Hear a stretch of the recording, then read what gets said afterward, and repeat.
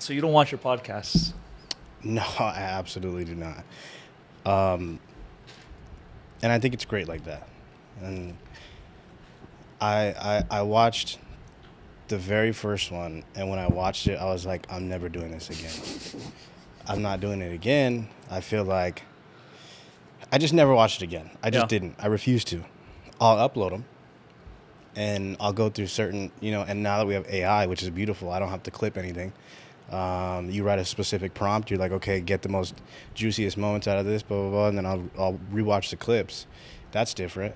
But when it comes to like the full-on conversation, I'm good because I'm like way too critical on things that I do, and I'm like trying to be a perfectionist on these things, and sometimes you just have to let it flow.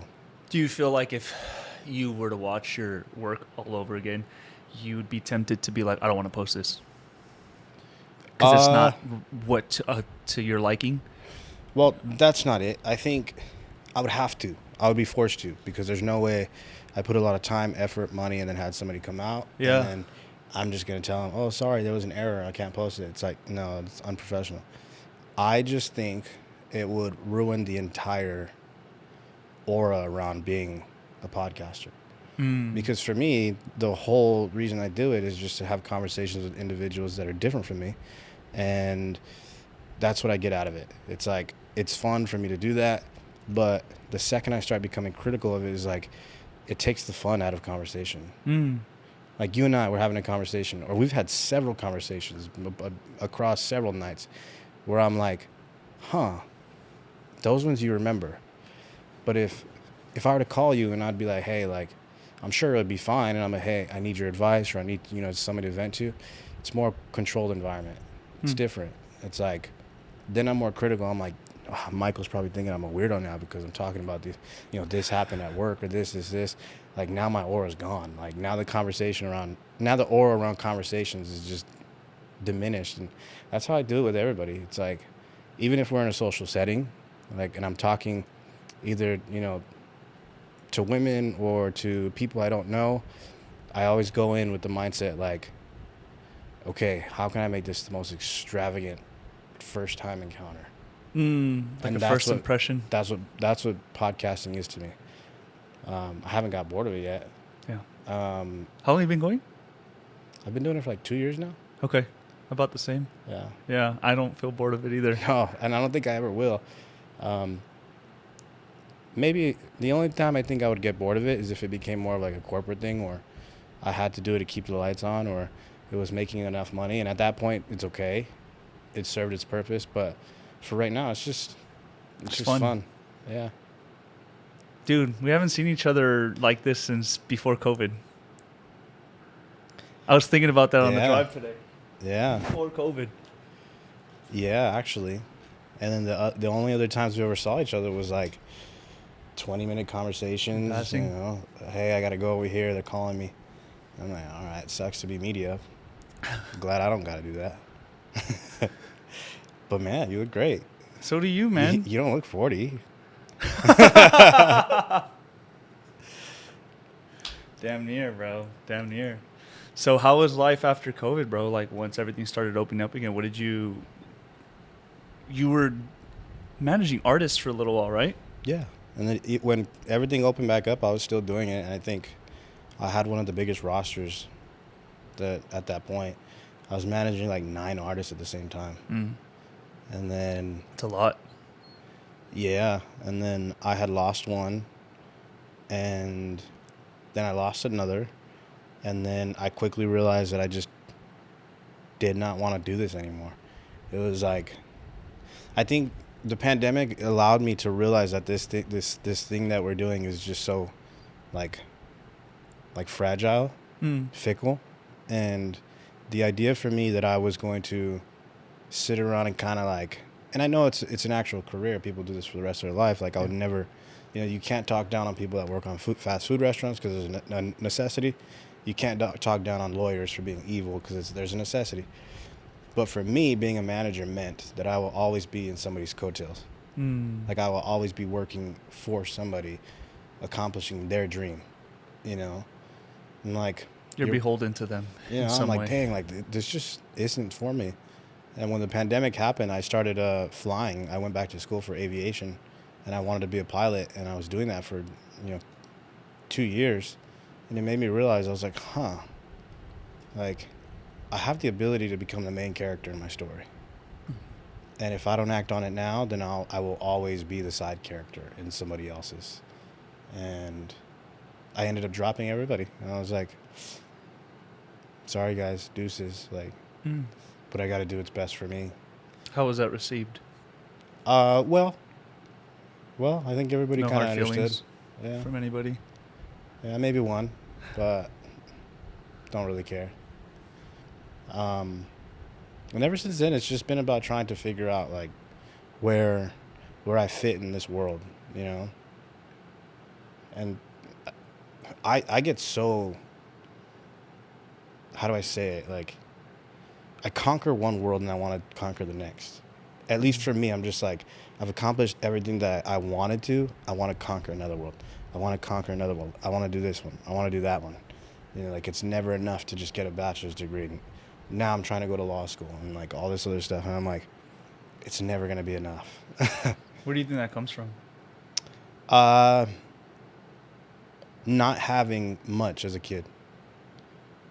And I believe, and I love my family, but I believe it comes from seeing my family accept and be comfortable with just what they had.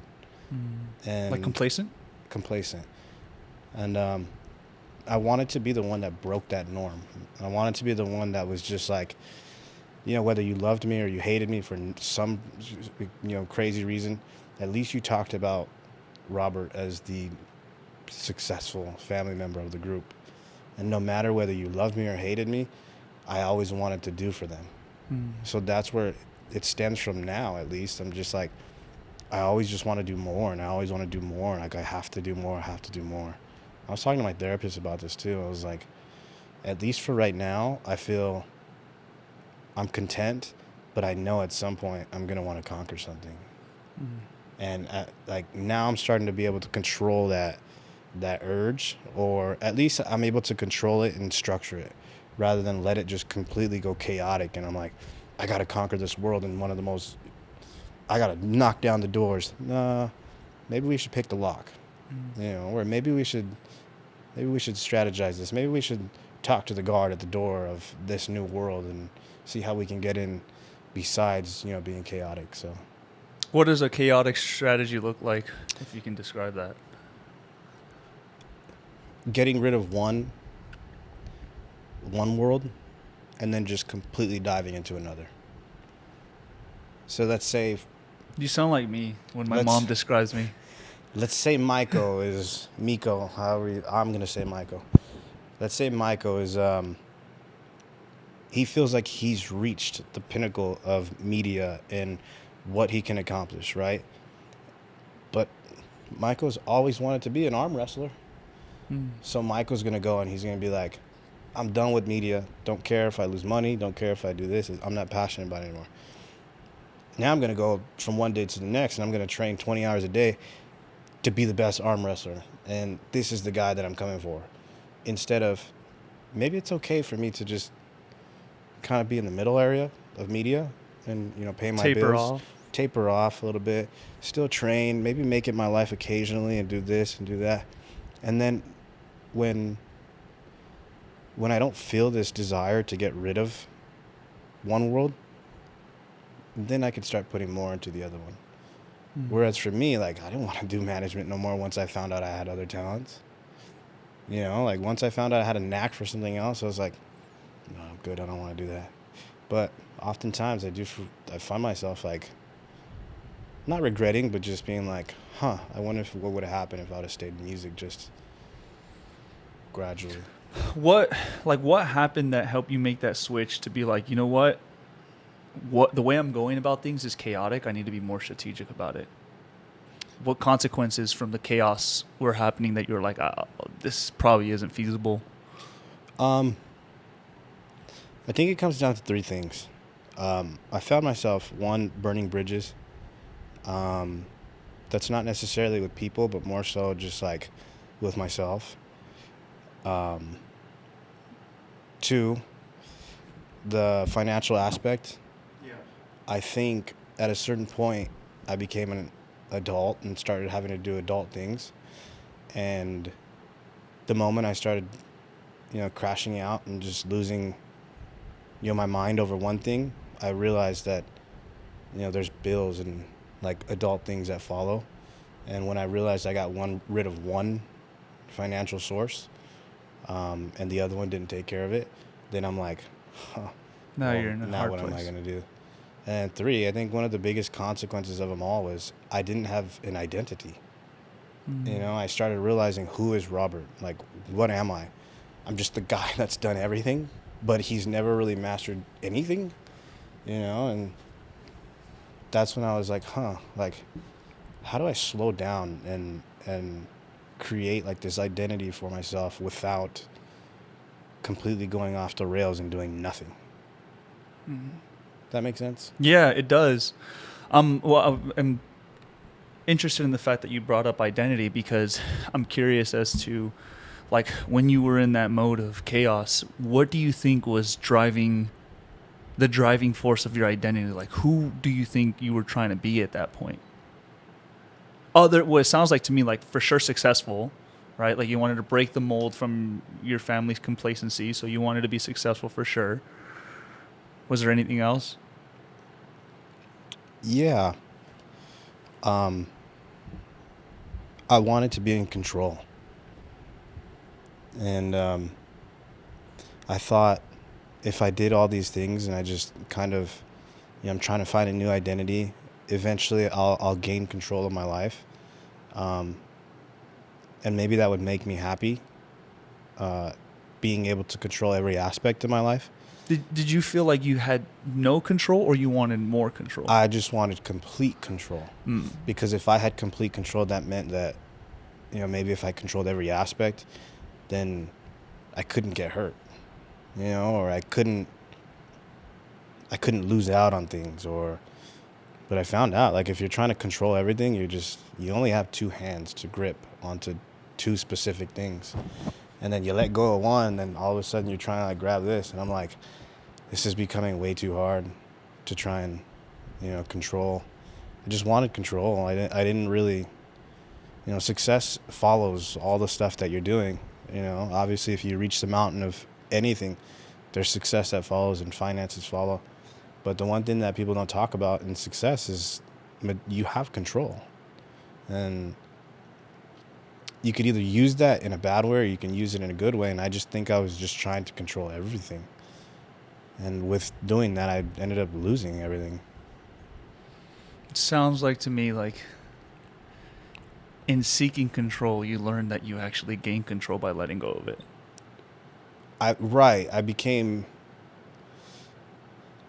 Right, yeah. And I talked to my therapist. It's funny because I talked to my therapist about how losing control of everything just recently, and I'll go into that. Losing control allowed me to realize that that's almost full control. Like, if you allow yourself to understand that you have control of almost nothing, then you can look on one hand and be like, okay, I do have full control over a few things. And if I focus on just those few things instead of everything, all the other stuff doesn't matter. And that to me is success. Is like, if I can lose 10K and it doesn't bother me, then that means I have full control over at least a few different things in my life. And that means I've reached a level of maturity that I've never had before. And she was like, you're right on the money. You're getting there. And I was like, hopefully. How long have you been going to therapy? Since the beginning of the year. First time? Yeah. Yeah? Yeah, because I actually just got like diagnosed with ADHD just recently. Oh, really? Because of that. And they were like... Kind of gives you a little bit of a glimpse as to why the Robert inside of you wants to conquer something and get something else, right? Right. And I was taking Adderall for so long, and it made me feel like a superhero, like an absolute superhero. And you know, you ever watch the movie Limitless? What is it called? NZT in the movie? NZT 48. Yeah. I think I watched that movie like 20 times after getting prescribed. And I was That's like, so funny. you know what? At some point, it was just like, I stopped taking it just cold turkey because I'm like, maybe people need this to function, but like, what is life if I can't live without being always enhanced? Naomi pointed out to me that I was using it as a vice. What? Adderall. Same thing? Yeah. Wow, that is crazy. We're Same like thing. twins. Dude, you and I bonded right away because you and I are very similar in a lot of things. Like when you said that there's something about you that wants to conquer something, and then once you kind of, you didn't say get bored, but that's what I feel. Like when I Yeah. get bored of it, I feel like I've completed everything I wanted to complete. Then my mind wants to look for the next thing, and I kind of lose interest in what I was currently doing. My mom told me that as I was growing up a lot. Like I would want to play the guitar, then I want to play the drums, and I want to do something else. And she's like, you always get very excited about something, and then you don't want anything to do with it anymore. And I just found that to be such a problem. I was like, it wasn't even that I got bored. It's that like I knew I was gonna conquer this way easier than I can imagine. Yeah. Which strays like people like you and me away from it because it's like, if there's no real challenge, why am I doing this? Challenge. Like why? The challenge why needs to be there. why am I doing this? I'm gonna get so bored of it, and that's why I stuck with law. Like I wanted to become a lawyer because I realized that I was no longer the big fish in a small pond. All these people around me are bigger fish. You know, the people at the law firm I work at now, they're bigger fish, and I'm just like, this is great. It forces me to kind of be more than just the big fish in a small pond. Just I don't like that. I never liked that. It's not that I got bored because there's, nothing really, it's almost endless, but What helps you accomplish a lot is to be the small fish. say it again? So like you said, you don't want to be the big fish in the small pond. You would Yeah. rather be the small fish in a big pond. No, I don't want to be a small fish. I would rather be a big fish fighting other big fish. Okay. I'd rather be a great white fighting over territory against another great white. Okay. You get what I'm saying? I get what you're saying. I don't want to be a small fish. Like, Yeah,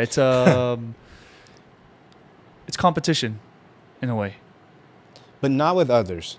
It's just Yeah, it's not a with competition like I myself. got to get one over you, but Yeah. the fact that like you and I are competing on a friendly match kind of way where like your success kind of makes me competitive and to want to achieve like a success that's similar to yours.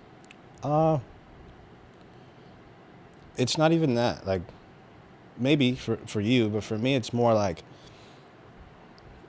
if somebody's more successful than me, like I'm not competing with them. It's more so if I, like I'm doing a jiu-jitsu tournament pretty soon, and I'm like, it's not necessarily like a competition with other people. It's a competition with everything that I've done right leading up to that. It's like I got no ill will towards anybody. I don't want to hurt anybody. I don't want to make this about them. I don't want to be there and be like, oh, this guy made the biggest mistake, like stepping up to me. It's more so, did we do everything right? Did we prep? Were all the meals prepped correctly? Did, we hit strength and conditioning as much as we possibly could? Did we let a woman affect us as much as, we shouldn't have and missed out on training and did X, Y, and Z? And then once you get to that competition, you're like, okay, it's time to prove to yourself, did you do enough? It's never about the other person on the other side. It's kind of like bodybuilding. Then what you're describing is like you show up on show day, you've done everything. We're competing for who's the best, but me doing my best should be the best of the best. Right? Like there is no malice in this competition, but like you want to get that prize. Yeah. I think just with competition in general, it's always, people misconstrue it and think it's just, because these people have the same dream as you. Like, this guy is just losing his mind just as much as you are, and, he wants to be the best in maybe he says the world, but it's really his own world. And I'm like, who am I to take that away from somebody, that dreams and has family and has, maybe a girlfriend that they love very much. And who am I to take away their dream and say, hey, you're not ready for this? It's just, unfortunately, I wanted it a little bit more. Yeah. And that to me is just how life in general works. Whether we like it or not, it's like, if you're not competing with yourself every day, then somebody else with less talent is just going to run right over you. Somebody else who put in less work, but because you sat in your room and you were second guessing yourself and you're doubting yourself and you're like, oh, maybe I'm not cut out for this. The guy that's partying until 3 a.m. and, racking up lines and just drinking and doing whatever, he put in maybe one more day. And he's like well prepared, maybe 1% more. And you didn't get the job because you were second guessing everything. But if you would have walked into that interview really confident and you had no reason to doubt yourself at all, maybe you would have got it.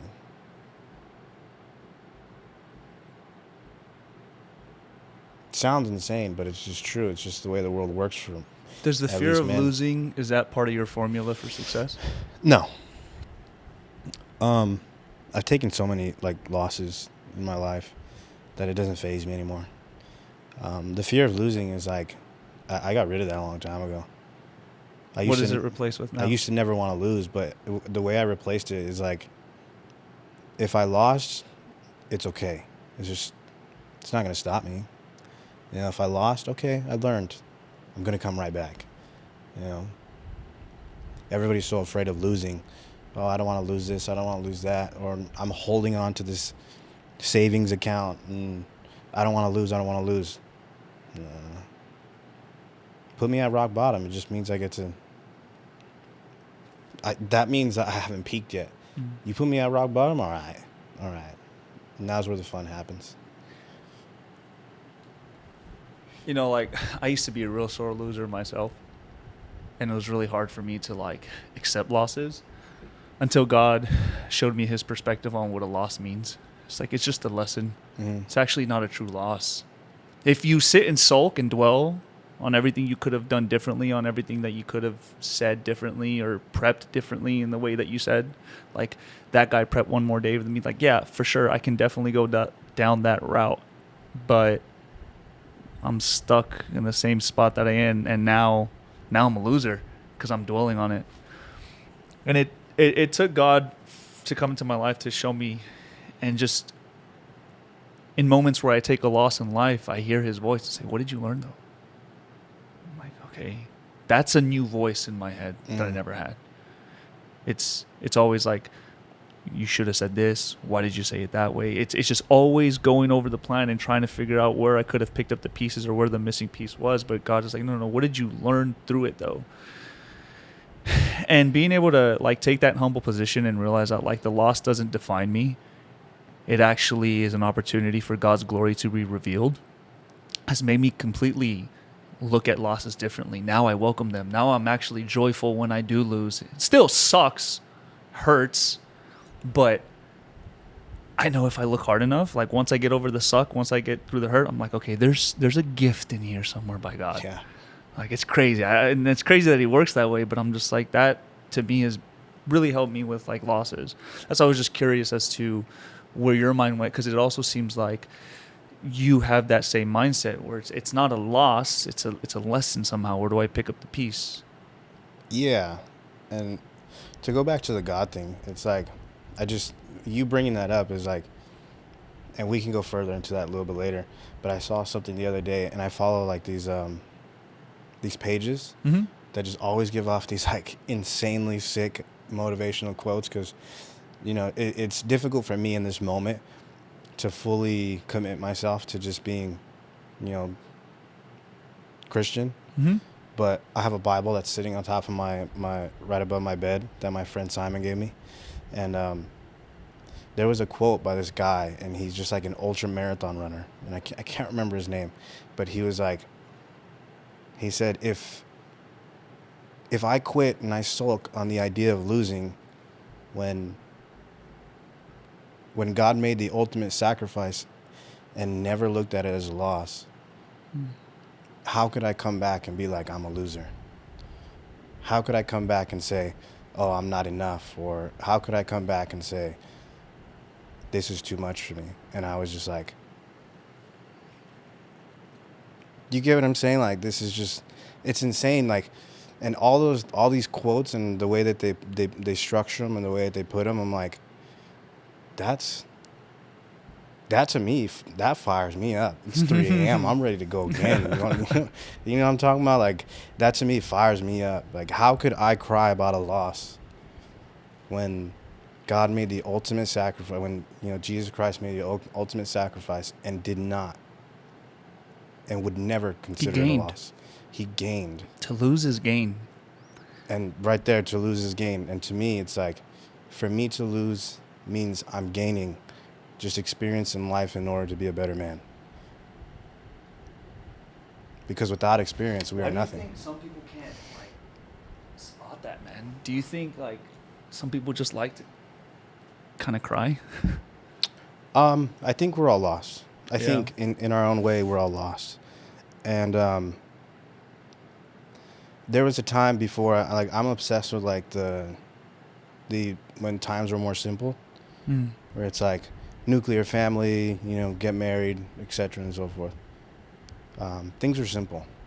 Now it's like we're all lost because this person's telling you that you know the way you're living is wrong, even though you're doing the way that you were raised. And this person, just because they like a specific sexuality, like, now I'm wrong, but I'm trying to live right, and I'm trying to do this, and I went to college, but just because I like men, it's like I'm doing something wrong. So I just feel like there's so many different thoughts and opinions and ways to live, and it's all so negative because people are like, you're supposed to be doing it my way, and the people you love are not agreeing with what you do, and we're all just lost. And we look to cling to something, you know, that speaks to us, and sometimes it's toxic. It's people that you know don't benefit your life, or it's in a habit or a hobby or maybe an addiction like drugs, and you're like, this works for me. But you know, everybody needs structure. Everybody needs a foundation in order to kind of come back and say, all right, let me look at the blueprint. You know, I'm feeling lost again. And I genuinely do feel like every time I read the Bible, like the Bible is the blueprint for me. This is interesting, man, because obviously when we became homies and before COVID, neither you and we never talked about God, especially like me, you know. I was terrible. God was not, we never talked about God in our friend group, period. I'm curious, bro, like, where you mentioned that your Bible's sitting there, like, where are you with it right now, and what's bringing you to that? What's bringing you to him?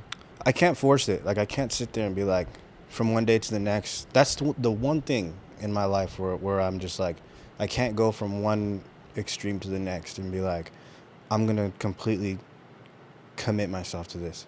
And I think that's for a reason, because I think I'm still in this time in my life as a man where I'm still learning and I'm still operating with similar habits that I was when I was 20 or 21. And, you know, even though some of the pros may outweigh the cons, it's like, I think it's serving a purpose in a way where it's giving me subtle hints, and it's allowing me to come back to, you know, reality, or at least that blueprint that I talk about, where when we do feel lost, we can always come back and say, hey, like, just remember you have a guideline, like you have something to come back to speak to you in a way that is not a judgmental friend, or it's not something in life that, you know, has this negative consequence where if you don't show up to it, you know, you're going to lose it. You never lose the Bible. Like, you never lose the word of it. It's always going to be there. It's always going to speak to you. Sometimes you read over a quote and it'll say something different than and it'll mean something different than it did last time. Yeah.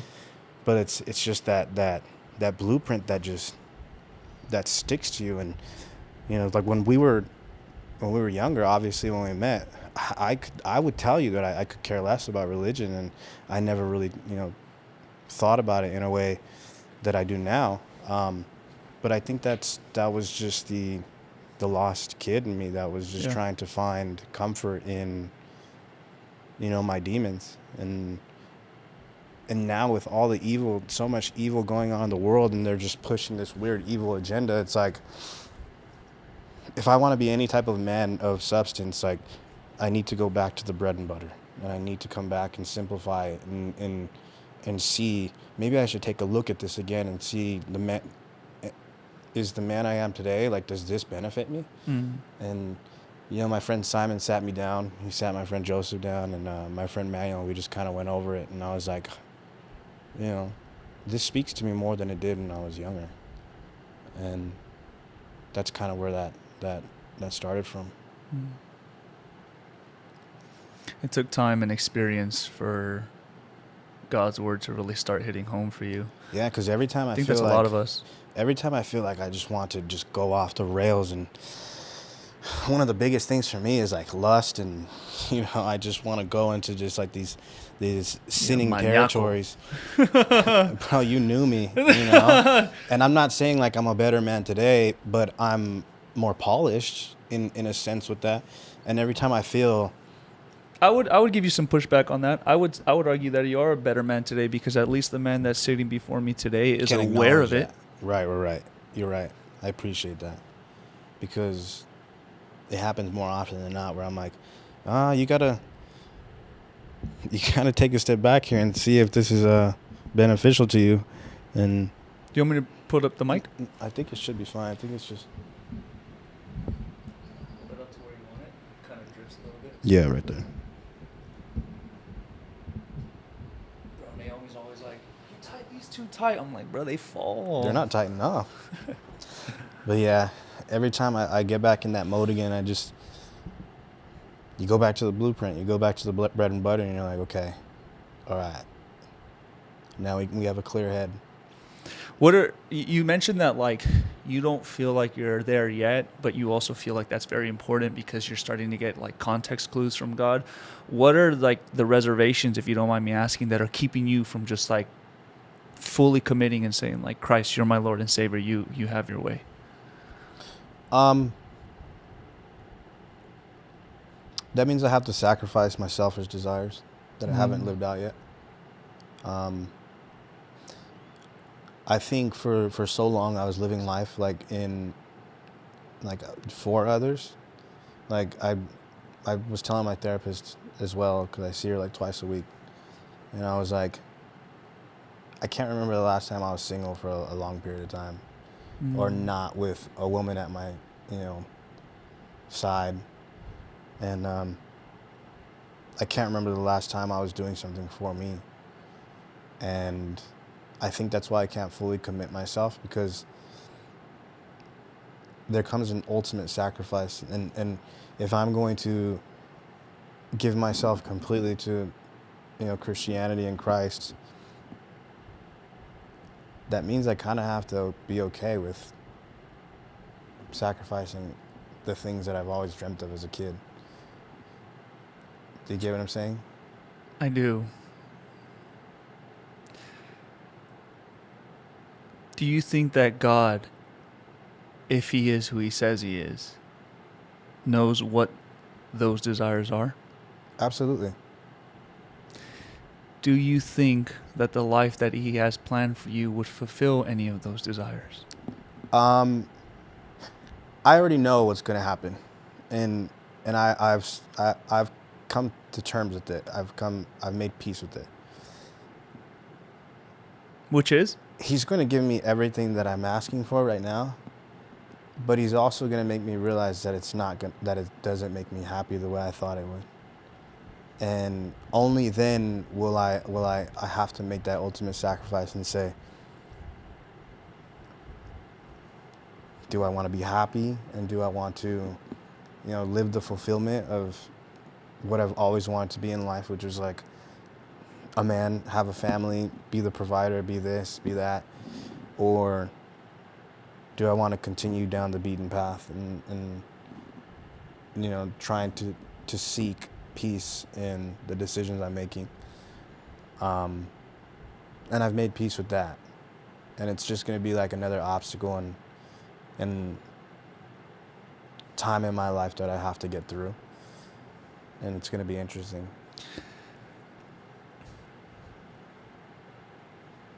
can't just sacrifice it yet. Like, a lot of people can. A lot of people can say, like, this won't fulfill me, but me, it's like, I need to go through that. I need to jump right through the fire and say, oh, yeah, that burns. I can relate to that, because sometimes enable for me to learn a lesson, I have to kind of go through that Absolutely. same thing. I'm not scared of it. Like, I want it, you know? I Yeah. want to learn a lesson that where I'm like,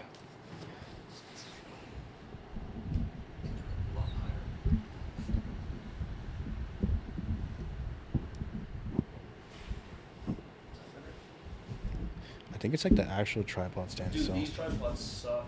I need to get some new ones, but that's what we got right now. all right, that works. That works. I want to get those ones with the bungee arm. You can like slowly see it coming down. I could just, it's fine like this. Okay. I could just hold it. Yeah.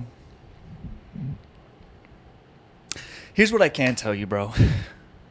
From somebody who has like fully done that leap. You're right. There are parts of your life and certain desires that you have that you do have to sacrifice. And what's crazy is the ones that come to mind, you're like, oh, I got to give up this, I got to give up that. Like, those are all true. But then also there are subliminal desires that you haven't even thought of, that along the journey, God is going to say, I'm going to need that too. And it's this wrestle of giving up your will for His. But time and time again, bro, like, God has always shown me, like, He has something better. It's always been better when I've tested that. It's like, you ever see the picture of the little girl holding on to her little teddy bear with Jesus? I don't think so. Okay, so it's a picture of this little girl, and she's clinging on to this teddy bear, and Jesus is like standing in front of her with his hand Okay, out like all that. right. Yeah. I And know he's what you're asking for it. But with the other hand, he has this giant teddy bear, right? But she's so fixated on this teddy bear. It's hers. She can't let it go. And in the same way, man, it's like our desires, like Robert's desires, what he wants to accomplish selfishly. And Jesus is just like, I know that about you. And it may seem like you're giving up this thing, but I promise you what I got for you is so much better. saying. What do you think of that? I've thought of that too. Yeah. That's something that I've wrestled with for a long time. And you know what helped me really understand that? Because, okay, I can be in your position. Somebody can tell me that. It's like, bro, it doesn't ignore the fact that giving this up is hard. I'm still holding on to it. Like, just because you said that, yeah, that may plant a seed, but it's still, in this current situation, it's hard. What really helped me understand that, man, was getting into the Word. When I was in the Word, I saw many people who also refused to give up their desires to God, and He was just constantly trying to tell them, like, I have something better for you. Now, there are a lot of people in the Bible who decide to hold on to their desires, and they go and find their way, and they realize it's not what I wanted. And a lot of times, those same people have the same reaction that I think most of us would, is, why did I waste all this time trying to chase after this thing if it's not actually what I wanted? But then I pay attention to the ones who actually have the courage and bravery to say, okay, not my will but yours, not my desire but yours, not my plan but yours. And they're always like, yo, this is better than I could ever ask, think, or imagine. Like, even my own desire, even my own mind couldn't come up with the gift that God actually gave me. This is so much better than I could have ever even thought of. And so when I see that in the Bible, man, it's just like, and then it happens to me in real life where God puts me in a situation where He's asking to take something from me and I'm struggling with it. What just makes it a little bit easier for me to do that is to recall all the stories of that are in the Word. That to me feels like a double-edged sword, right? because I've thought about it, right? And when I look at it from just like a general perspective, like for me, I'm like a man of Christ that has completely given himself to, you know, the word and is just completely engaged in it, involved. I feel like that's not me. Like when you look at the personality behind it, when you look at, you know, what they do and, you know, the way they live their life, I'm just not ready for that. Like, it's not something that I desire. Do I desire to eventually become that? Absolutely. But I understand the saying where it's like, here, like I'm what you desire, I have something better. It's just, for me, it speaks to me differently in a way where this current world that we live it runs because we're all different. Mm-hmm. And the current world that we operate in, it goes because this world is such a big melting pot of just different personalities and different religions and different people and different styles of things and different conversations and just languages. And I can't buy into the idea yet that I need to become a specific way, and unless two things can be true at the same time. Like, can Robert drive a Ferrari and live a fast life but also be a man of God? Can he still engage in activities that would be considered a sin, but he's, you know, trying to become a man of God? Can Robert be with multiple women and still be a man of God? You know, it's like, can two things be true at the same time? I think with some of those ideas that you proposed, I would say no, because they go against what God would want from you. Mm-hmm. But what I do know about God is he's not asking you to be perfect and to change right away. And what I know about God is, in fact, you don't have the power to change to become a man of God. Not now. Ever. I'm not who I am because of my own willpower. I get what you're saying. Right? Yeah. The transformation that has come from me, it's like this. This is what I say all the time. Technically, I'm an artist, right? I make videos for a living. I make art. I would be really upset if somebody used my video and said that it was theirs.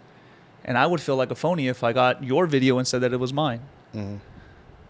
That's how I feel about my transformation in my life and my mindset and everything about me now.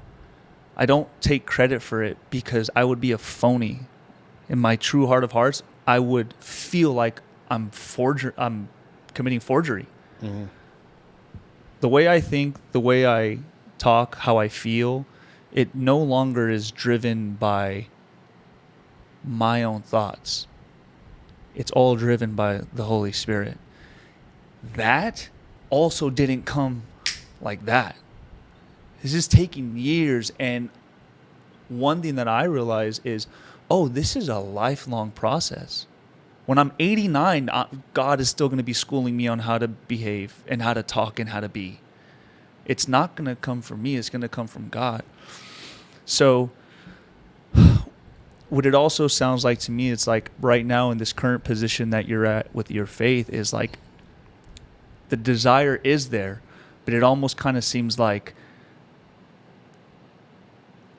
Robert wants to come to God when he's ready, but I know that God is saying, you're ready now. I want you now. Why wait? I want you right now. Like, I don't want to wait till tomorrow. I don't want to wait for 5 years from now. I don't want to wait for you to go down the path of seeing that you actually don't want this stuff, because when you're there heartbroken, who else do you think is going to be heartbroken with you? Your Heavenly Father. Because he's like, we could have done this completely different. We could have done this a completely different other way. Mm-hmm. It kind of reminds me of this. I've heard somebody say this before. You don't wash yourself before you get in the shower.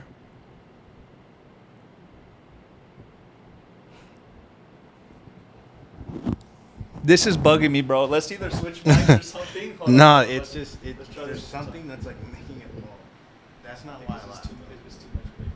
No, I know. This is actually. Okay, I think that's better. Like pull it more in. Can I sit closer?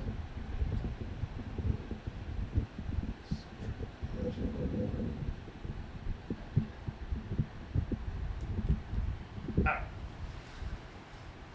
Try that. I think. It's good. Yep. Put that. There you go. I think the problem is you think I'm like 6 foot tall. So That's better? yeah, that works better. Okay, cool. Yeah. But yeah, I mean, I've never heard that. Like wash. You don't wash before you shower. Huh. You're gonna have to explain that to me. Well, yeah, think about it, man. Like, when you take a shower, do you clean yourself up first and then you get in the shower? No, you get in the shower to get cleaned. Right. It's the same way with coming to God. You don't try to fix your life or try to make yourself better. You're a broken person. You come to the one who can fix you to begin with.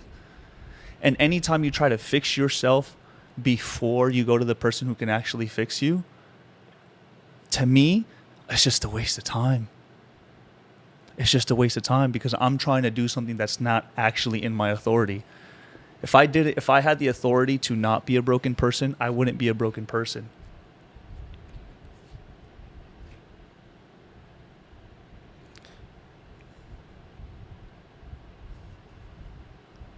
I'm a very broken person.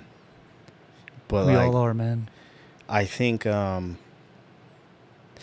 stage of life that I'm at now is like, you speak about being an artist, right? Mm-hmm. And I think I used to regret so much everything, all the mistakes that I've done, and I had a dream that really has stuck to me, and it hasn't gone away, where it was like right after I talked to my therapist and I took a nap and I was like, yeah, I'm not working no more because I work from home. I was like, yeah, I'm good, I'm not working. I'm gonna go to sleep. Mm. And I had a dream where this is why it reminds me, because you know the paintings, right, like the little Yeah. drawings from the kids, Yeah. and it's like, you know, why do kids draw like they're drawing things that they see, you know, usually it's like their mom or their father or their friends. And one of the dreams that I had one time was like, I have this descriptive painting of myself, and it's just me, and I used AI to create it. It's pretty funny. And I'll show it to you. It's just me sitting down, like, but I look like the man, you know, like I look like, you know, fancy clothes, successful, just super, you could just tell like the ego is just all up there, just built. And I used to regret everything in my life where I'm like, I made so many mistakes. But when you speak about artists, it's like, I've been an artist just painting like this journey just over and over and over. And there's these little subtle hints and, you know, the different colors and the different, you know, styles of painting. And it all forms into just this one picture. And I feel like that's the echelon. That's the finish line. That's just the thing, you know, that you want to be, that I, you know, Robert, want to be. And it just speaks to me, you know, like all the things that I've done in my life, you know, the things that I've regretted, I don't regret them anymore. It's like, when you win, you're going to win big and it's going to be great. But then I look at it and I'm like, then I'm going to have to paint another picture, because the blank canvas is already filled with everything. What do I do next? You know, how do I top this? And my friend Simon tells me, he's like, that's when God is going to speak to you and say, you know, it's kind of time, you know. I think you're in this, and maybe you haven't asked yourself this, right? Like, because you're talking about painting this picture, and Robert has this image, and Robert is painting this picture of who he wants to be.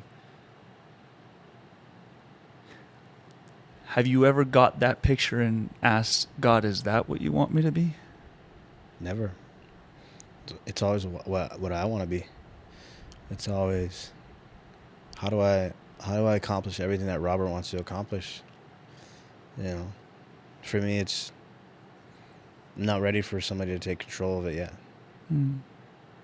That's why I speak Because about your need control a for lot. control. My Yeah. need for control. Yeah. I've talked to myself about this a lot, and I'm just like, Do you man, feel like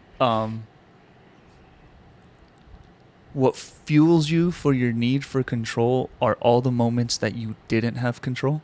yeah, Mm.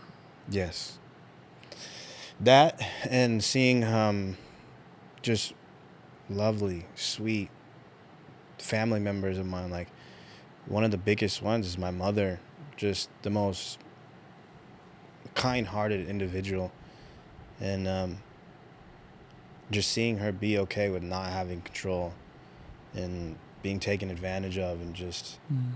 a bunch of things that just happened to her over her life, and just to see how strong she is. I'm like, how are you so okay with not having control over your life or having control over things? And she was like, doesn't serve me.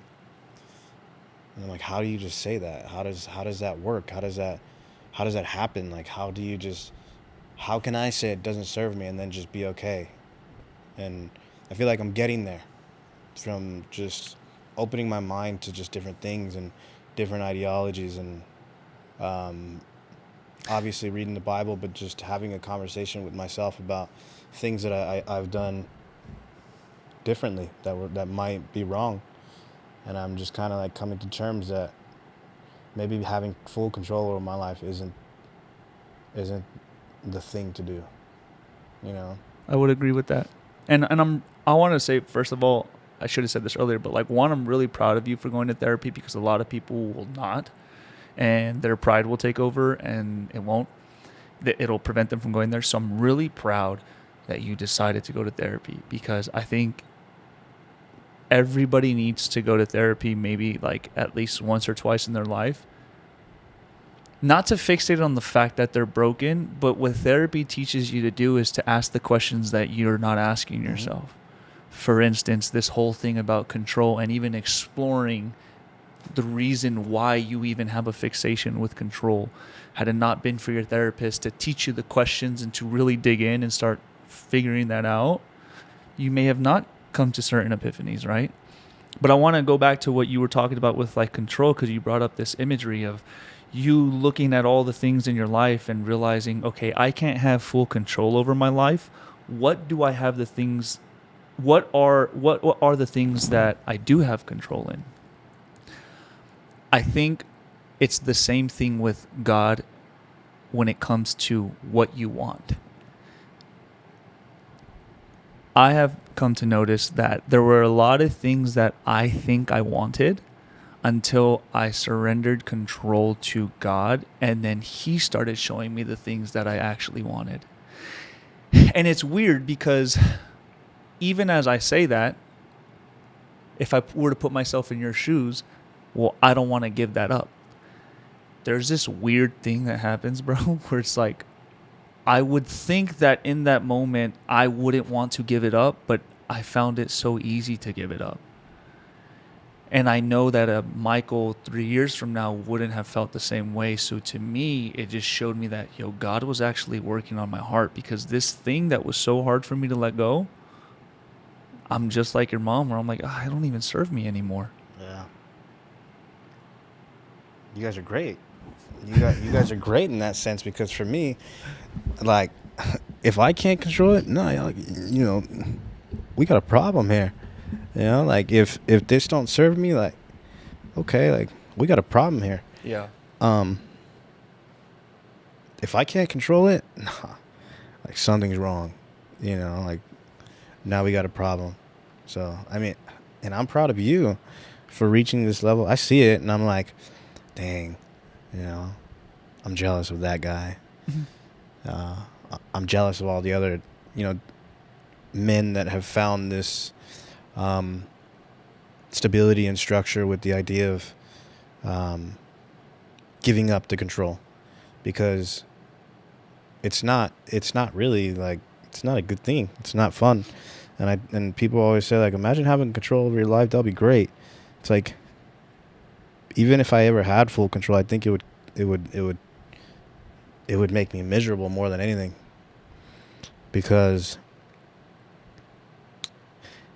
to conquer everything means that you've had to step on toes, or you've had to sacrifice friendships or relationships, or you've had to sacrifice certain emotions that are so necessary for life. The idea that I can control everything means that I've become this monster, like that I've become a monster that either people fear, or I have done specific things in my life in order to gain that control that weren't good, or I've made people feel bad that, you know, they're just living life normally as they would. That's why I don't want it.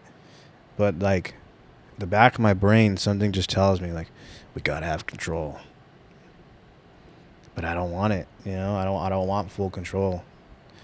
Obviously, I want to live a specific life, and I still want things that I'm not willing to give up right now. But the thing that I constantly battle is control. And I don't know how to fix it yet. It's I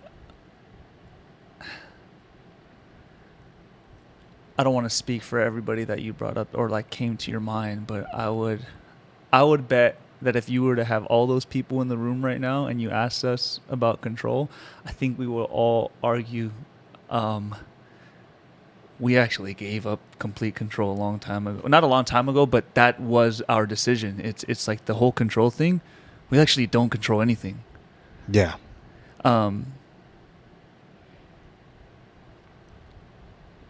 I don't focus on control, man. I focus on obedience. What did God tell me to do?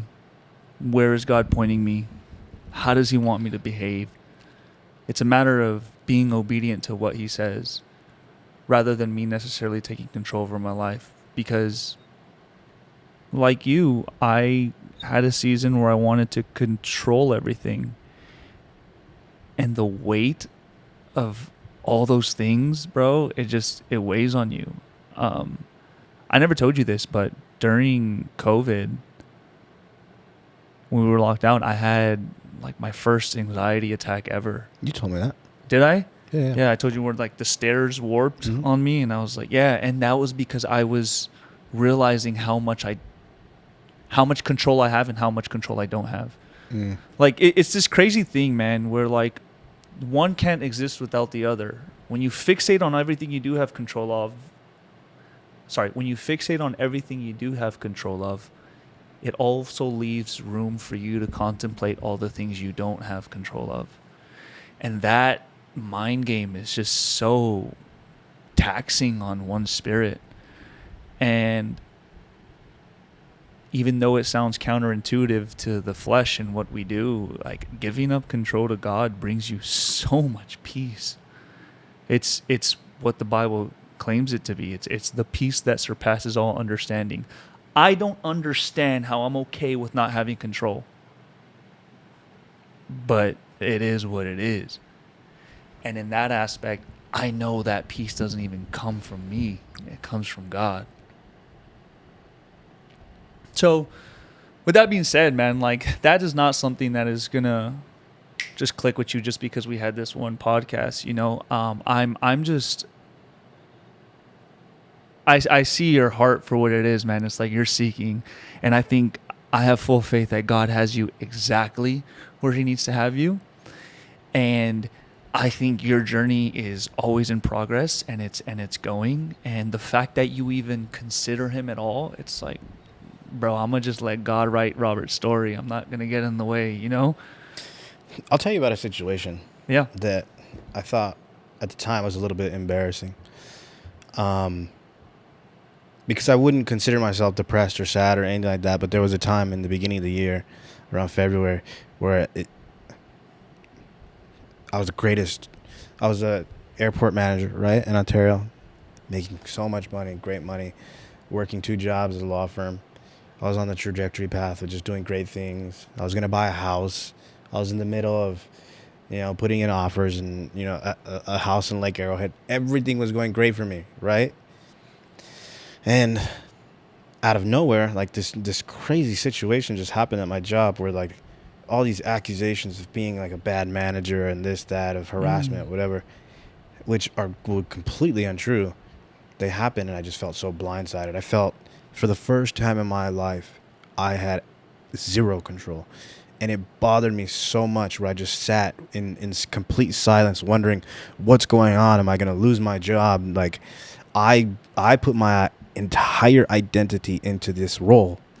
I created this persona around my job, and 6 years of this place that I just gave my entire life to. And then I said, I'm going to contact, this attorney that I know. And that attorney was able to kind of like help me out. And we reached like a settlement agreement where, they were like, we don't like what you did. You didn't let us fire you, but we can't get rid of you because there's zero proof. So we got to develop something. So since you have an attorney, we have an issue. And they came to the table. We came to the table. All right, let's just reach a settlement agreement. We'll pay you a specific amount, but we don't want you here anymore. So I said, it's fine by me, trying to play it off. But there was a time, like right after, where I was just like, this is what it means to have zero control. It didn't destroy who I was personality wise. It didn't destroy me as a man.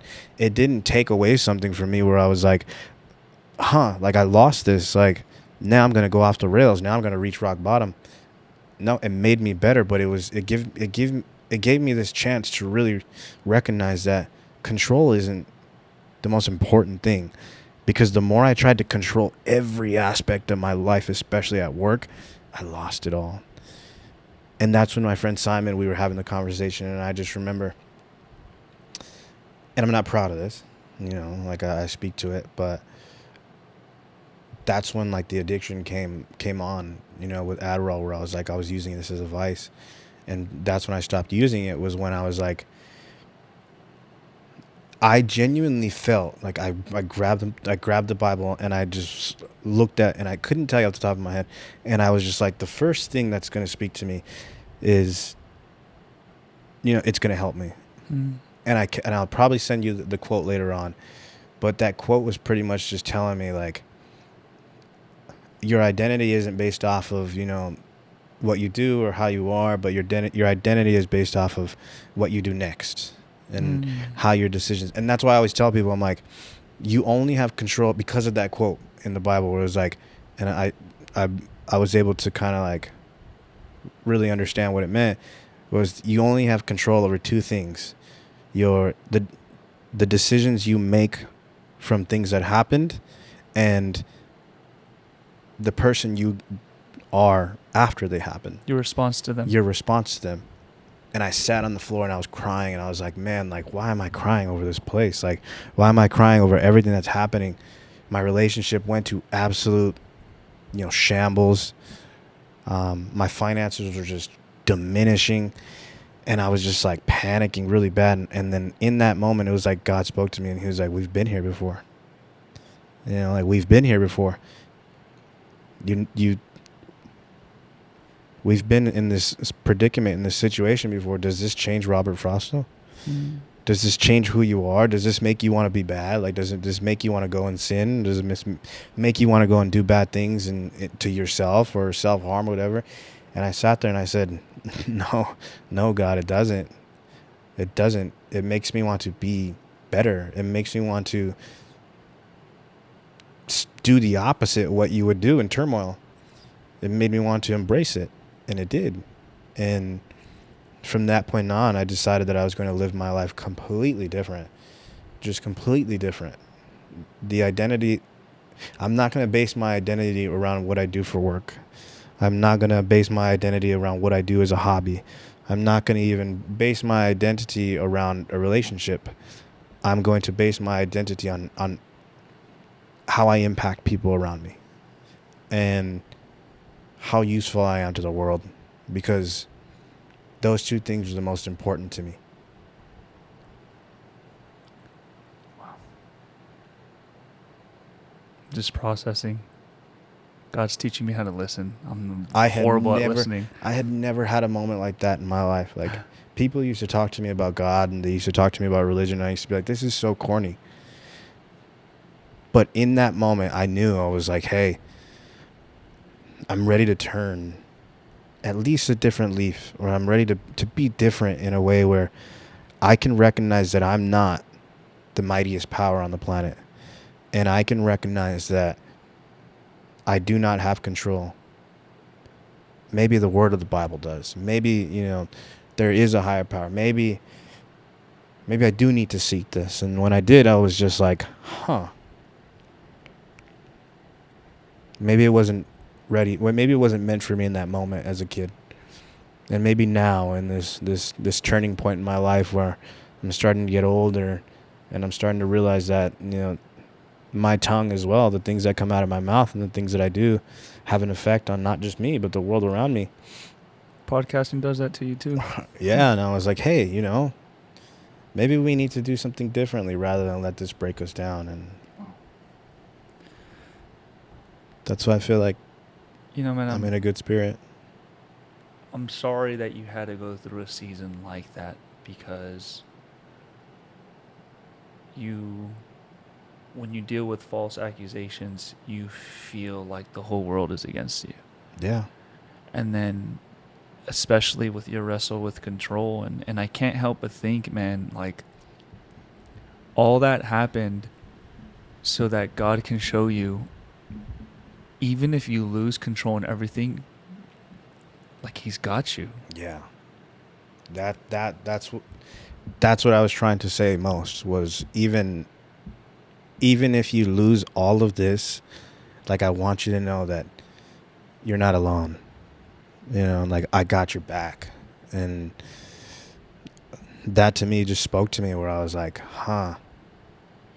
this would have absolutely crippled me, and I probably would have went on this crazy bender, and I probably would have just done extreme things to just kind of, like, in a way, almost self-harm without the actual self-harm part. And that to me, it was just like, no matter what happens in your life, no matter how much, hardship you face, I just want you to know that I got you, and you got you, and it's okay to let go of control, because I've, how they say, let God take the wheel. It's true. Who's in control at the end of the day, right? And I was just like, man, this is just crazy. This is crazy that this is happening to me after we had this discussion. It was just all of the boys just sitting around, and I was like, And then my friend, Joseph? Yeah, Joseph texted me, and he was like, hey, I just want to let you know, like, I never thought I'd see the day. And I was like, what? And he was like, I never thought I'd see the day that you would, give up control and kind of embrace God. And that to me spoke to me, where I was like, even though I'm not ready to fully immerse myself, I know that I can sit back and say there's something more powerful than me. And that's the start, man. I will continue to read this, and I'll read into these things, and maybe I should look into the literature more and the history, and just kind of try and take some incremental steps to do that. But as of right now, I like living my way. I like living my life in the way that I'm living, because it's cruise control. I don't have to redline and floor it in order to gain what I want. It's ironic about you calling it cruise control. We started off by saying how you didn't like complacency in your family. Yeah, but I mean it in a different way, right? Like, complacency means, like, if I'm driving a car and okay, look, let me explain this. We start off because complacency. If I'm on cruise control, that means I'm allowing my innate ability to succeed to just do its part. Instead of feeling like I need to do more, and I need to redline it, and I need to put myself in these crazy situations where I was working 18 hours a day, and, I was making 10K a month. I was doing all these extravagant things. Maybe, hey, let's just put it on cruise control. Your car is fast enough as it is. Set it at 80. Set it at 75. Let's stay within the limit. Don't overextend. Let's see what we can accomplish with you just being consistent. When you overextend, that's when you reach burnout. Yep. Yeah. And it's not complacency. Yeah. It's allowing the engine to operate the way it's supposed to. Hence, letting the control just fade. Yeah, man. Sorry, I was just checking the camera. I'm just like replaying your story, man, and like what I see is just God showing you that like he's in control, right? I don't even think it's a coincidence that you open up your Bible and you see the exact verse that you need to read that speaks to you. It's like God is showing you that he is here with you, right? And he gave you a taste of what it is like to be in his presence. And so I would love for you to just keep replaying that feeling and what it felt like to have that peace in that moment, bro, and have that encounter with him, because there's more of that when you fully give in to him, you know, when you fully sign the contract. And here's the thing, bro, like I get it. It's not easy for us because we're humans and we're creatures of habit, and we like what we like and we don't like what we don't like, and we think that if I give up my life, that means I'm going to be a completely different person. I'm going to give up a bunch of all these things. And yes, that could be true, but it doesn't happen in the way that we think it happens. There's this journey, bro. Okay, like this is what stands out to me the most, man. Like what I see about your heart is that success isn't necessarily the driving force for you, even though that's what is being spoke about. And control, well, not control, but like success, right? What really drives your heart, from what I have sensed, is that you want to serve your family. You want to do things for your family. It's for the betterment of your family. Why? Because I'm sure when Robert hears his family members say how proud they are of him, that's one of the best feelings in the world. Right or wrong? Yeah, depends.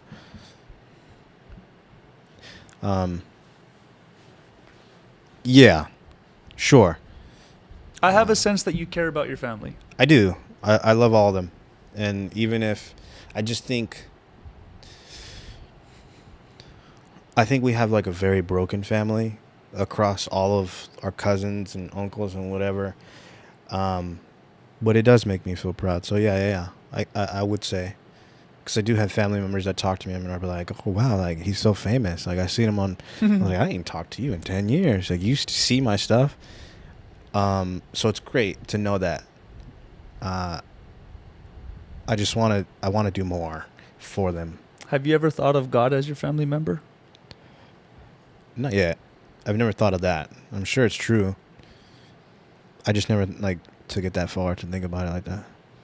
I'll never lie to you. I'll never sit here and just kind of like... No, I'm glad. I'm glad, bro, because we're going to have a podcast in 2 years and you're going to be completely different. 100%. And I hope I have a Ferrari, and I hope God has allowed me to get a Ferrari and make all these things happen and still maintain some type of flair and edge to me. But I'll tell you this, man.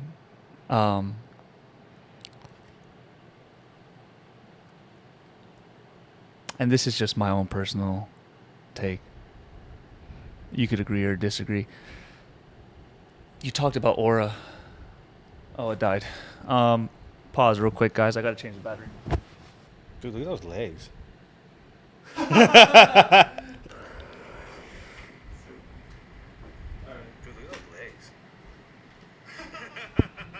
All right, we're back. Yeah, so one thing that has like come up a couple times in this conversation, bro, like is aura, identity, right? Right.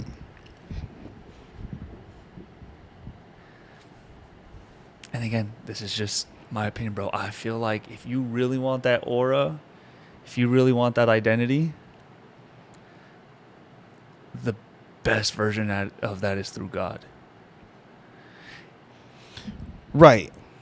and I don't mean to cut you off, but I want to ask you a question. Yeah. And I want to get your opinion on this. Okay. Like the best aura, and I believe that is, I've thought about this. I've went on like these incredible runs, right? And I'm talking about like physical run. I did a mile in lunges, Wow. single leg lunges, like, Damn. and That's a lot. and I don't think that was me. Like I think, and I was hyping myself up. I was watching. What is his name? David Goggins. Not David Goggins. It's this guy. He's very like enthusiastic and aggressive when he's speaking about Christ and James something. I'll show you right now. Yeah. But I was watching that and I was like, okay, all right. Like if I'm gonna accomplish this goal, and if I'm gonna do this, like, God, give me the strength to just get through this, because I want to feel something. Like I want to feel like I'm accomplishing something greater than me. And I was looking at all the world records of like lunges, and I wanted to do this and I wanted to do that. And I did a mile in lunges in 45 minutes. And I was like, Damn. that's some real aura. Yeah. Because I don't have the biggest legs. Like I like the smallest legs. And I was like, you know what? Just Like the endurance. if alone, I'm going that's to, crazy. I got to make peace with the idea that like I'm not going to survive this, but I know God got me. Right. So I was like, that was the first time where I felt like some real aura. So Some real power. some real power. I got to show you that, because that to me, like, bro, I listen to that every single time at the gym.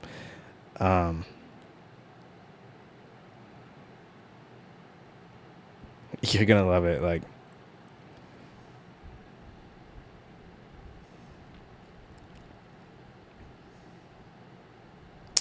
where is it at? Where is that? Please make this easy to find. Oh, okay. I know how to find it.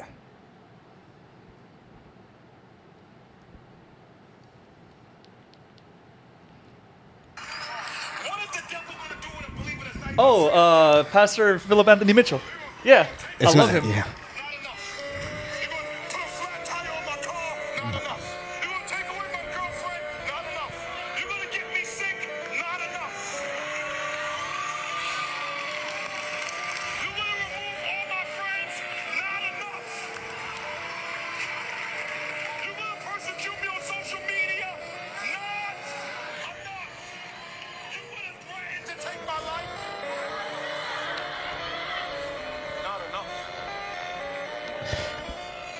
And that's what he's saying about the ultimate sacrifice. It's like, how can I be scared? That's why I go back to the L's, where it's like, how can I consider this an L? Like, when I haven't made the ultimate sacrifice.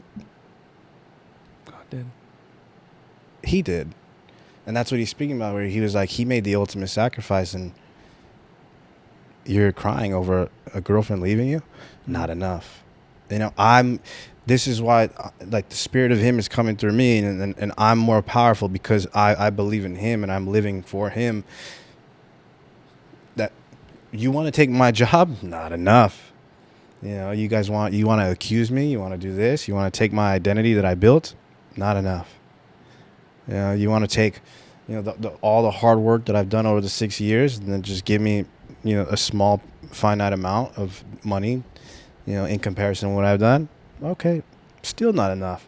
I'm gonna bounce back from it, because he's got me. Like, it's not me. Like, just want to let you guys know, like, I'm not in this alone. He's got me. That's aura. That's aura to me. I think about that every single day I wake up. I'm like, dang, I don't want to do this, but I'm like, tired? Not enough. You're going to overwork me, or you're going to do this, or you're going to do that? Not enough. And I found so much peace in that, where I'm like, man. Check this out, bro.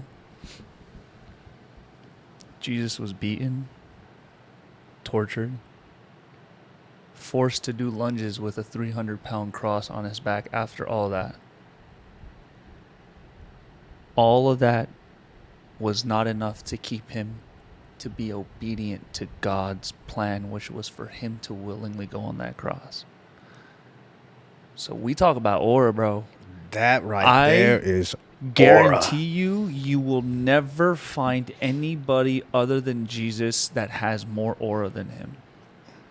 And so, with that being said, bro, I hope that's on your mind, because if you are chasing aura, why not go after the one who has the highest form of it? At least to be around him, you want to be a shark and be with the biggest shark and see what made him the biggest shark. You want to be with the big fish, be around him, be his disciple, listen to his words, put him into practice, try to be just like him, try to mimic his body language, what he did, what he said, how he moved. And see what that does for your life, bro. I can confidently dare you to do that. Goosebumps. I can confidently dare you to do that, bro, because Goosebumps. it's what he is. That's who he is. Ain't nobody like him like that. You want to find the highest form of success? See what Jesus determines as success. You want to find the highest form of identity? See what Jesus says your identity is. You want to see the highest form of love, compassion, meekness, how to control your anger? There were plenty times where that's one thing I've been paying attention to Jesus. There's been so many times, bro, where he was just festered with Sadducees and Pharisees trying to catch him in a gotcha moment. Moments where he could have been pissed off, and he's just like, bro, he stumped them. Chill. Not enough. Not enough. Not enough. So when you read, bro, if you really want to be with the big homie Jesus, like start off with the Gospel of John, bro. You want aura? It's all over that book. It's all over that book. And then practice it, bro. Like I think you and I relate to this as well, relate in this aspect too, bro. I feel like you and I have seen a lot of men that we respect because of maybe the way they think or their mentality. Like for me, it's like Kobe, right? So I try to mimic him as best as I can, Mamba mentality and everything I do, and it brought me success. And that's cool and all, like it's dope. But that part of me that really looks up to certain people, I got all that energy and put it into one person, which is Jesus. And that's the only person who will ever have that position. Because when I put anybody else in that position, even myself, there's blemishes. They fall. They all have some kind of flaw. I study the Bible, bro, with like a microscope, especially when it comes to Jesus, because I, in my own arrogance, wanted to be like, I want to find something wrong with Jesus. I want to find something that I can say like, Jesus didn't do this, right? Or like, I don't really, that's not, and I'm still trying to look for it. It's funny because I've tried to do that same thing where I'm like, let me try and find a blemish, you know, because I have this idea that life is just too diverse for, you know, just the melting pot of individuals that we have in life is just too diverse for this entire book to just be correct for all. But then you start reading and you start understanding, you start trying to find like the blemishes in it, but it's like, it's kind of plug and play for everyone. The thing is, this world isn't diverse, and then let me see how to frame this.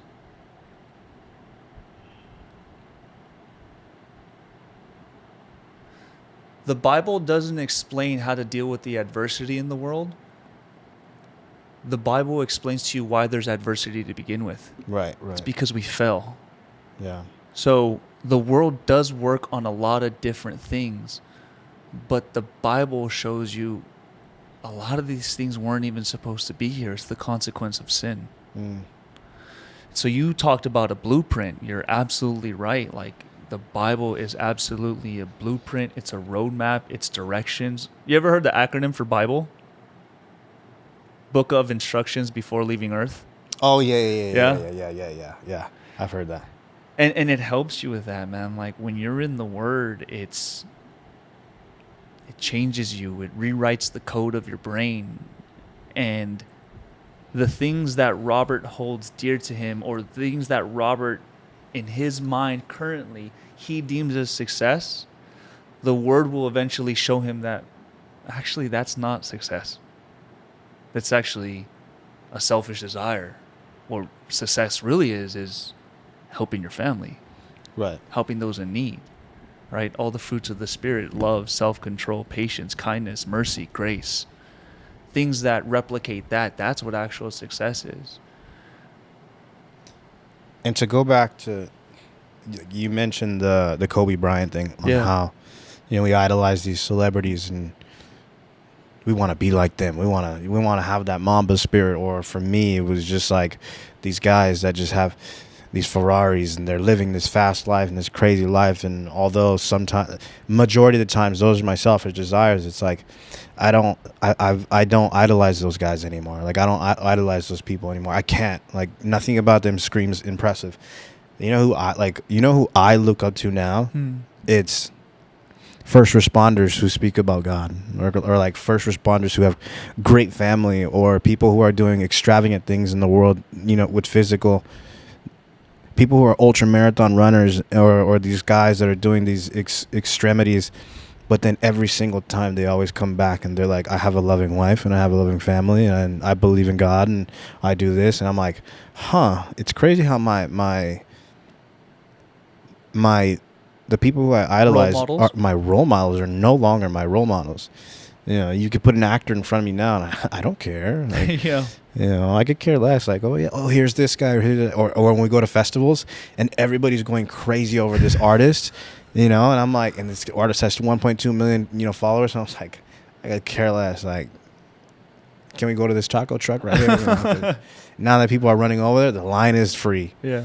But for me, it's I idolize people that are just constantly pushing the boundaries, and they're just normal people who live normal jobs, or there's firefighters that are kicking doors down and saving family members that aren't theirs, and at the end of the day they always come back and they're just like, I want to thank my Lord and Savior Jesus Christ for just getting me through one day. That to me is the closest thing to the ultimate sacrifice, where it's like you have a family at home but you're saving somebody else's. And you're putting your life on the line, meaning, the father of your children and your wife, and the husband of your wife is not going to come home, might not come home that day. That stuff to me screams like that's an idol. And I just, although I've gotten this far in like my career where I'm just, in the next 2 years, I'll probably be taking the bar and all this other stuff. I can't scratch the feeling that I want to do something different with my life. I can't scratch the feeling that maybe I want to make some type of ultimate sacrifice in my own right to kind of seek that peace. At some point in my life, and I know it, and I told you earlier in the podcast, I'm going to get everything that I want, and it's not going to be enough. But I kind of need that. I kind of want to go through that so I can step back and say, okay, I'm ready. I'm ready to do something different in life. Because without it, I'm always going to get that itch. If I just stop now, I'm going to get that itch again. And I'm going to keep being wishy-washy with, my faith. And I'm going to be wishy-washy with, the things that I can't be consistent unless I've lived through that time period. I hope that could make sense to you. Like, I hope that you could... Yeah. It's making sense. My brain does this thing that I've been trying to temper a lot lately is it'll play devil's advocate, and it's always finding the opposite of what you say. And I'm trying to put myself in your shoes. Well, yeah, exactly. Like, try and... Because I used to do the same thing where I used to think everything was a debate. Yeah. But it's not. It's not. Because... in order for me to enjoy you and appreciate you for what you are at your fullest, I have to recognize that I'm not right in these circumstances. Like, what works for you might not work for me, so I don't need to debate you on it. I just need to listen with an open mind. I need to understand that you are somebody different than me, and I need to see why that works for you, rather than try and tell you, maybe you should do this. I can come back and say, hey, like, that's very awesome that you do that. And, I'm glad that you're implementing it into your own life. And, I'm very happy that it makes you happy. But I don't really need to debate you on what goes on in my life, like, and how it, I want to ask you, because you said this, and I just find it interesting. You said, I know I'm going to get everything I want in life, and it's not going to be enough.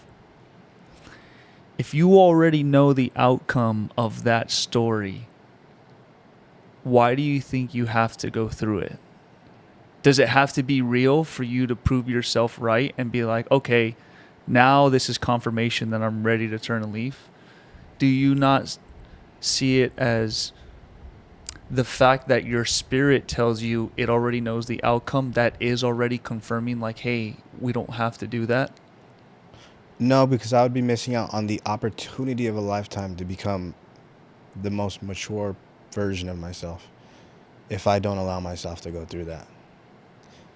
If I don't allow myself to go through that hardship, or maybe that empty feeling of getting everything that I wanted, if I don't allow myself to do that, that means I'm limiting the opportunity to reach this mature, because all this that happened to me that I told you, I've become more mature of it. I've become a better man. So you think that it has to happen so that the maturity that you're seeking comes through that chapter? 100%. And all the chapters before it and all the chapters after it, because I don't think of it as just a one thing fits this. It's like, if I go through that and I know the outcome and I'm not going to find peace in it, it's just going to make me a better father. It's going to make me be able to speak to these little people and be like, I've experienced that. Let me not judge you for wanting to do something specific, or let me not be the bearer of bad news. Let me tell you, I've done that. All I can do is guide you, because instead of me doing this, I want to tell you that there is another pathway. Whether you choose to go down that or not is up to you, but I want to let you know that your Father has done that. What if your Heavenly Father is doing the same with you now? Because in your example, you going down that path would now give you the authority and wisdom to teach your son not to go down that path. What if God is doing that with you right now by telling you, hey, you know that if you get all these things, you're not going to be happy. I'm letting you see that before you even go down it. I'm also trying to prevent you to go down that path. It would be... So in other words, if you said that to your son and your son said, I hear what you're saying, Dad, but I know I got to go through that so that I can get this maturity. I would say, son, I respect your decision, and the fact that you said this to me reminds me of myself. I just want to let you know that you're not in this on your own, and if you ever need assistance when it doesn't work, and if it does work, just know that I will always have your back, or I will be there to pat you on their back and say I was wrong. Because again, we go back to the control thing. I can't control my daughter from having boyfriends. Right. All I can do is be the example and say, hey, you need, maybe I can do the best. Maybe if I do all this, right, and I go through all these hardships and I find that, the fast life isn't for me, and the Ferraris and the life and this and that and all the bad things, not bad things, because I don't want to do bad things, but it's like, maybe I need to go through all this just so I can become the better man, so that I can be an example. But we cannot control the way people are. We cannot control the way our wives are, or we can't control the way our kids will react around other different people. And all you can do is make the ultimate sacrifice and then set an example. And then use your wisdom and your power to say, hey, I can catch you if you fall. I got you, if it doesn't work out.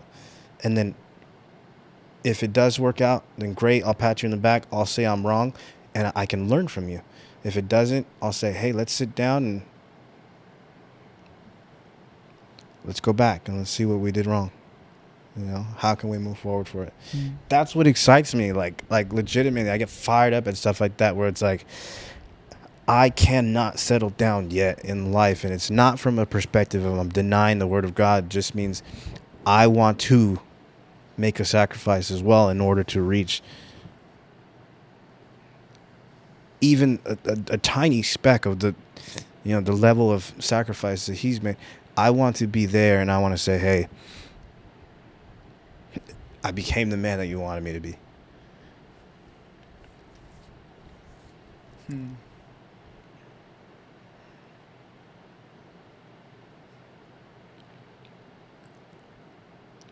I don't think I've ever met anybody that has ever said that, but I cannot get that out of my mind, where it's like all these people just want to be, you know, famous because they just want this or that. They want the money because they want to be able to buy nice things. That's not me. Like, I want all of these things. I want to reach these things so I can eventually realize that it's not for me. It's not going to fix my problems. And I want to reach this level of success so I can look back and say, huh,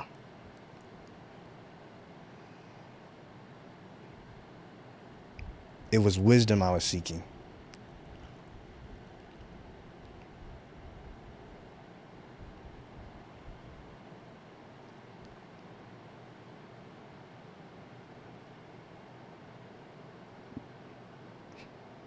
What comes to your mind when I say that?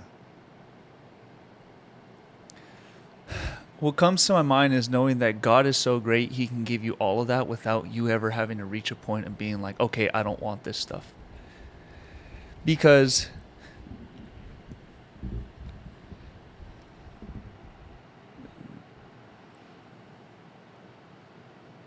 it just sounds like, to me, the way you describe it, to be completely honest, it just sounds like self-harm.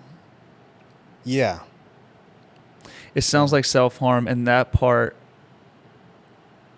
grieves my heart for my brother, because the spirit in me says, like, I wish he didn't have to go down that route, because to me that sounds harmful for him.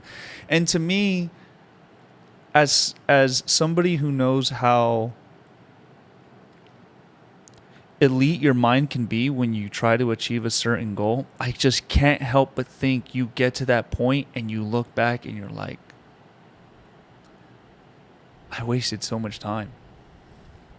I don't know. Like, you got what you wanted, but at the same time, I can't help but you being in that moment, feeling like you wasted time, because when you reach that moment where you're like, okay, none of this stuff matters to me, and I finally got here and it doesn't matter to me, I think at the same time, and maybe you haven't considered this, God is also going to give you this floor plan in that moment to be like, you could have received all this wisdom without having to waste all that time had you sought me first. What do you consider a waste of time?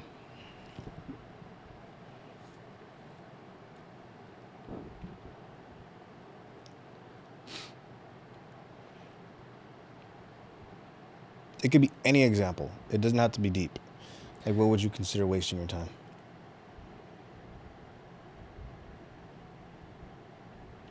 To be honest, I feel like anything that doesn't have to do with, and this it's hard because this is just where I'm at now. To me, what I think a waste of time is anything that doesn't benefit God's kingdom. Okay. And do you feel like that just because, and do you feel like that because you've reached that level of, you've given that up and you've said, okay, like, I'm going to live my life completely for you, God? And could you say that 6 months ago or a year ago or 2 years ago or 3 years ago? Would you say that your definition of waste of time would have been different? Yeah, I think so. I think my definition of waste of time back then would have been, I didn't get the outcome that I wanted. But even that, God has shown me, it's like, that's also not a waste of time. You didn't get the outcome you wanted, but it's the outcome that I wrote down. So why did I write down that outcome? So when God showed that to me, I'm like, oh, just because I didn't get the outcome that I wanted, it doesn't mean it's a waste of time. What is a waste of time is when God gives me a command to do something or to be somebody or behave a certain way, and I say, no, I don't want to do that. Or, and for this instance, when you were describing about the things that you want or the type of life that you want, I can't help but think, oh, this is Robert describing the life that Robert wants. Mm-hmm. But this isn't Robert describing the life that God wants for Robert. That's the only thing that I detect. And I'm not saying it's necessarily wrong. It's just that's just because that's where my thinking is. Right, That's right. that I hold myself to that same standard. When I make plans, I always ask myself, Michael, are you doing things to benefit Michael's kingdom or God's kingdom?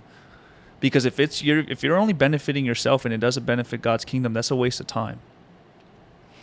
But I also feel like with that ability, God also gives you the ability to see visions for others that you care for.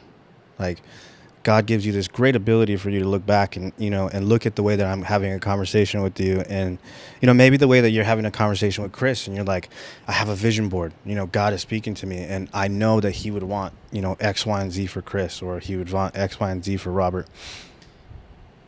But only Robert knows what's going on in Robert's mind. And only God speaks to Robert the same way. We can never have conversations in a three-way specific. It does.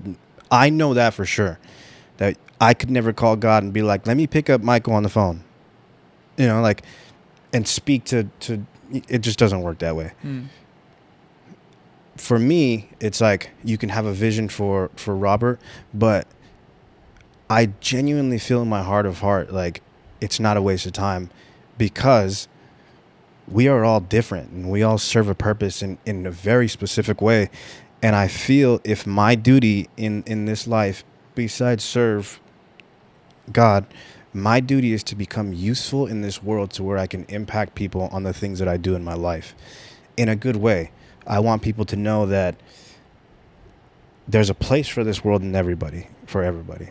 There is good in this world for everybody to seek and to absorb and to bestow upon others.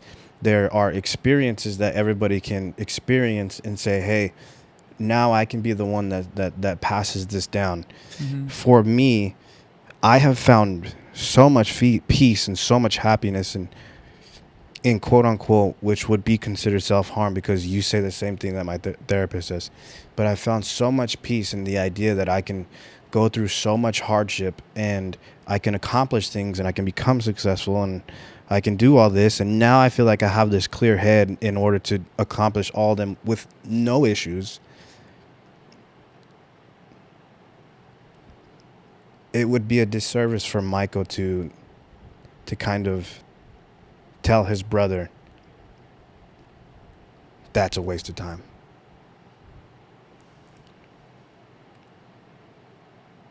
This is coming from somebody that, not only loves you, not only cares about you, has always worried, has always thought to himself, like, I hope Michael's doing good.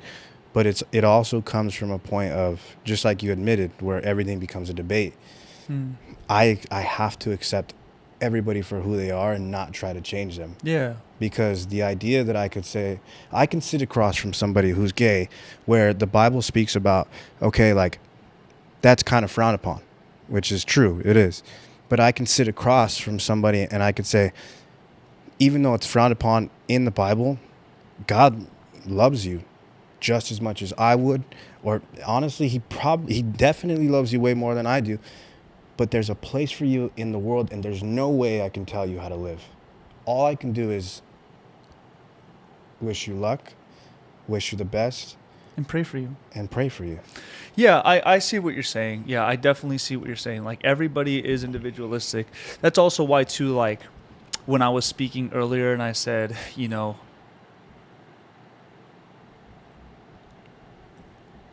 I'm just so excited for what God is revealing to me as your brother, how he's working in your life. And I just sit back and watch him continue to do his work. The season that you're in right now, it is where you're at. And in your mind, the method that Robert reaches maturity and the method that has been proven time and time again to work, I can see, based off of your story, why you would see that, right? Why you would see you have to get there so that you can see that it doesn't mean anything to you, but that is the process that Robert has always taken to reach his maturity. If that's the way you think, bro, I will support you, right? Because that's what makes Robert Robert. In the same way that I have my things that motivate me and get me going. I think the main thing that I was realizing, what I was trying to point out in all of that, is that similar to how when you're planning your plan, I would do the same thing, but a big accountability that I had to take was like, I'm still at the center of this plan. God is not at the center of the plan. You talked about painting an image. Robert is still like Michael paints the image that he wants to paint. And all I simply have done is I've asked God, hey, you take my hand and you tell us what we're going to paint, and you paint. I'm still the one making the choice and decision to paint, but I'm listening to what God tells me to paint, what the image should look like, and what brush stroke I should do. Right? So that's like really the only thing. But when I say waste of time, you're right. I think the reason it is a disservice, because me claiming that it's a waste of time is because Michael thinks it's a waste of time, not because Robert thinks it's a waste of time. The part that I do reach out to you for, my heart reaches out to you, is because as a brother and as a friend, and even in the story that you were talking about, like if you're talking to your son and you've been through something and you're just trying to prevent him, I think a little part of you would also agree, where you're just like, what if he just listened to me though? Like, and he didn't go down that path. Like, where could he be? That's not your decision to make. Right, exactly. It's not my decision to make, which is why when I speak, I'm very mindful of trying not to tell people what they should do, but plant a seed and suggest maybe a different perspective. And if they take that perspective, great. Even that perspective has nothing to do with me. That's a perspective that was given by God, and they decided to take on that perspective. But if they choose to continue to do that, what they do, my job isn't to now be like, oh, well, see, waste of time, I told you. No, my job is to love you unconditionally either way and support you and pick you up when you fall. And in doing that and still giving love and still being there as a supportive branch, I would hope that the seed that was planted months ago starts coming into play, because it would be like, Michael did give me a different perspective. And even though I chose to do my own thing, he's still here supporting me. He's still here loving me. He's still here praying for me, regardless of the fact that I disagree with his thing. But even that little spark of curiosity might be enough to be like, let me take a shot at what he said though. Right? Because he still loved me through all this. And what I do know is that anything that Michael said, he said it because he loved me, not because he was debating me. But I can only show you that moving forward, where in 6 months from now, you and I still need to be talking, right? And like, we still need to show that relationship that like, yo, bro, anything that ever comes out of my mouth, it comes from love, not out of need to be right. And that's why, and what I say is, and the reason why I like to push back on this, and I like to have a conversation with you on it, is because there are necessary evils in this world. And if there was no necessary evils, God would not put them on this earth, or he would not allow them to be on this earth in order to teach people lessons, right? And I go back to some of the biggest, and I'll go back to the lusting thing, right? It's like, we as males, as men, and maybe you're a little bit more poised than me and more controlled because you're married now. But when I speak to other men, they're so controlled by this lust demon, right? And I am too. I still am, bro. I'm never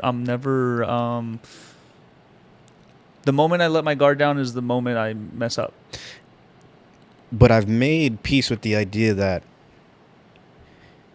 if this wasn't a necessary evil, God would not allow us to, like, God would not put this on this earth for no reason, right? Like, we see this and we see women, most beautiful creatures on the planet. I can talk about women for hours, but I can, in a good way, but I can also talk about women in a negative way. Mm-hmm. And for me, when I sat back and I'm really thinking about this, and I'm like, why do I give in so much to my lust? It's because I still have yet to have this this neutral relationship where with women where I could maintain lust, or I'll never defeat it.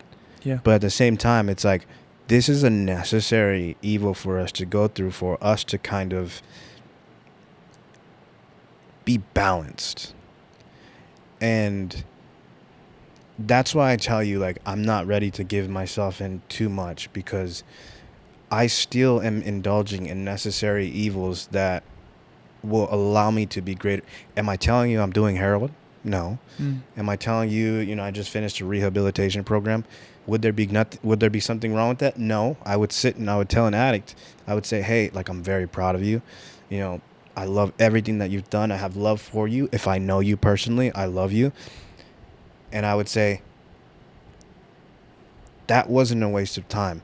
That was a necessary evil to show you that God had a plan for you. And now that you have fixed this, and now that, I look at my cousin, for example, he was one of my idols, and he just became 60 days sober. And I looked at the flare in his eyes, like the newfound life, and I just said,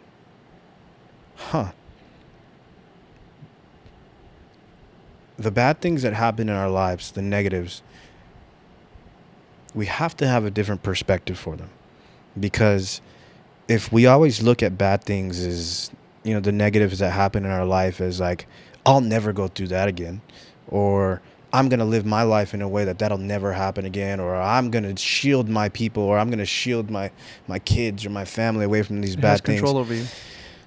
It has control over you.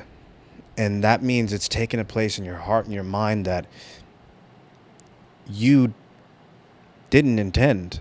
But the fact that you had such emotion for it, and the fact that you had such fear for it, you opened up a gateway. And for me, instead of running from instead of running from all the evils and the demons that we just look down upon, I say, how can I live a balanced life in order to maintain that? And when these things are getting out of control, what can I fall back on in order to stay balanced? Because I'll never be perfect, right? I will never be God.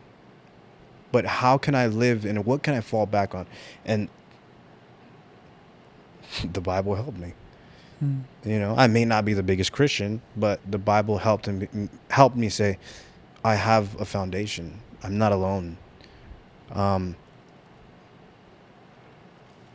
Women aren't bad people. They're not things that we should look at as, our enemies. Women are women.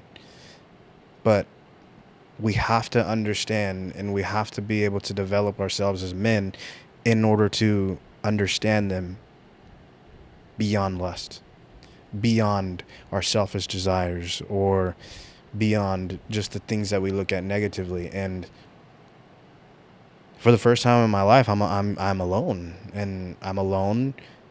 I feel great. I feel like until I reach a point in my life where I can balance the scales without having to go too much over the rails, or, until I reach this place where, I'm going to be honest with you, I don't want a relationship until I'm fully committed to this idea of Christianity, and being able to give that up. Like, I think I need to go through that sacrifice and indulge in all these things and become everything that I think I'm going to become. And then I need to find out it's not for me, in order for me to come back and say, hey, I want to live my life this way, because I can't have these selfish desires of Ferraris and wanting to go to Ibiza and party and all this, and then I have 2 kids at home that are like... I think I'm understanding what you're saying. Like, a part of you really believes that you have to go through it, because if you don't go through it, right? If let's say let's just stick on the topic of Ferrari. If you never get a Ferrari, 10 years from now, you're going to be wondering like, damn, what would it have been like if I got that? 100%. Right. But I can't do that with kids. And I know that the necessary evils and the demons and all these other things that we talk about in the negatives, they're creating these strategic game plans to get me at some point. And they're going to find me at my weakest point where I'm 40 years old and I'm like, I have the money to get a Ferrari. I never had one. I have the money to go to Ibiza and party and do all this, or I have the money to travel. But damn, I have 2 kids at home and I have a loving wife that cooks for me every single day. And it's like, you have the same personality as me, where we obsess over something and we get bored. I've learned about myself that I'm obsessing over this idea that I need to become uber successful because I know I'm going to get bored because I'm above it, because I've conquered it. I will never conquer God. I will never be better than God. I will never be perfect. But I know that that's the one thing in my life that God has not allowed me to reach yet, until I'm ready. And then I'm going to get bored of it. And then I'm going to realize that it's not bringing me peace. And then I'm going to it might happen next year. It might happen when I'm 35. Might happen when I'm 40. But I'm fully committed to the bit where I'm going to focus on reaching that stage. And then I'm going to make peace with the idea that I can take a step back and say, all right, now I know what my life is now. My life is living for God and making the ultimate sacrifice for something greater than me, which is family, kids, marriage. So yeah, in a way, it's kind of self-harm if you want to look at it that way. But for me, it's God put he's allowing these evils to surface. He's allowing these evils to exist for a reason. Instead of running from them, how do I become strong enough to be able to say, hey, I don't want to engage in that.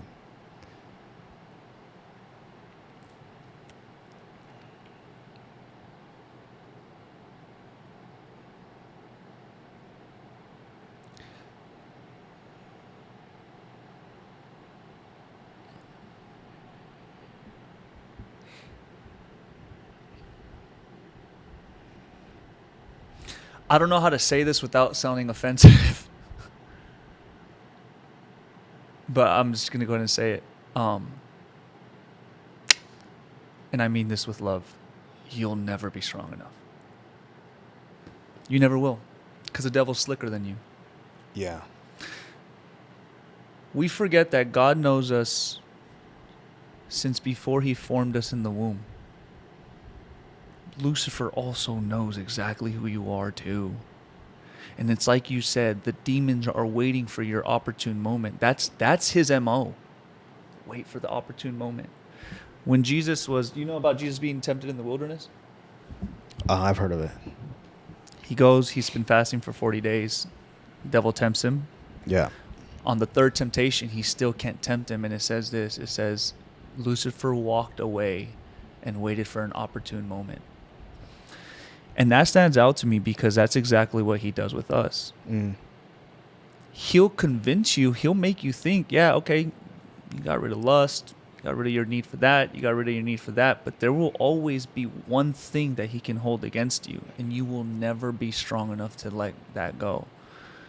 And see, that's where I believe, like, that's where God comes in, right? When you have God's spirit, when you have God's power, then you actually have the strength to be able to deny all the things that you don't want to deny. But I truly believe, man, like when we try to do all those things off of our own will, God respects your free will. He says, all right, go ahead. But I mean, this is the baller thing about God. He speaks with authority. He says, when that fails, not if, when, then you come back to me and then try it my way. You don't want to try it my way? Okay, go ahead. Try it a different way. It's just, when that fails, come back and try again. And then I'll dab him up and I'll be like, see, Michael is right about you. He said you would never judge me and you would never turn your back on me. And he said that you knew that you're allowing me to have free will and you respected it. And I'll be like, you know what? All right, I'm ready. Let's go. Let's sit at the table and have a conversation. And he's going to look back at me and he's going to say, yeah. But see, I agree, and I also wanted to state that, like, I agree what you're saying, man. Like, because Naomi has pointed this out to me a lot. Because in our walk, right, part of the mission of being a Christian as well is to make disciples of others. That's why I'm so eager to, like, bring people to Christ, because it's part of the mission. And that fuel doesn't even come from Michael's spirit. That's just the Holy Spirit in me that says, like, go talk to that person right now, right? That's like, God, that's a stranger. I don't know that. He's like, I don't care. Go talk to him because they need to talk to you. And I do that. But part of the mission is to make disciples of others. God has brought people to Naomi and I in which we think, oh man, they're on fire, they're good. And then we hear a couple months later, like, they fall. And Naomi and I have had to have a conversation with each other and, like, console each other, because we kind of go through this period where, like, we start beating ourselves up and say, damn it, babe, like, I was thinking about it the other day. Instead of saying this, and that, I should have said it this way. And Naomi has constantly says, like, you need to stop thinking that way, because it doesn't matter what you would have said, how you would have said. Some people need to reach their rock bottom before they come to God. Mm-hmm. And that truth is really hard for me to swallow. Because as somebody who loves to be in a position of leadership, I don't like seeing my teammates fall. I don't like seeing my teammates cry or beat down on themselves or beat themselves up or have no confidence in saying they can never do something or have so much self-doubt or depression or pity, self-wallowing, dwelling on what they can and can't do. That irks me and it breaks my heart as a leader. But I think that's very true. Sometimes I have to let that person go and just trust that God has them in a process, that God is not done with their wicked life part of their story yet, in which, not that they're doing anything wicked. What I mean is, like, they're not letting God drive the wheel, take the wheel and drive.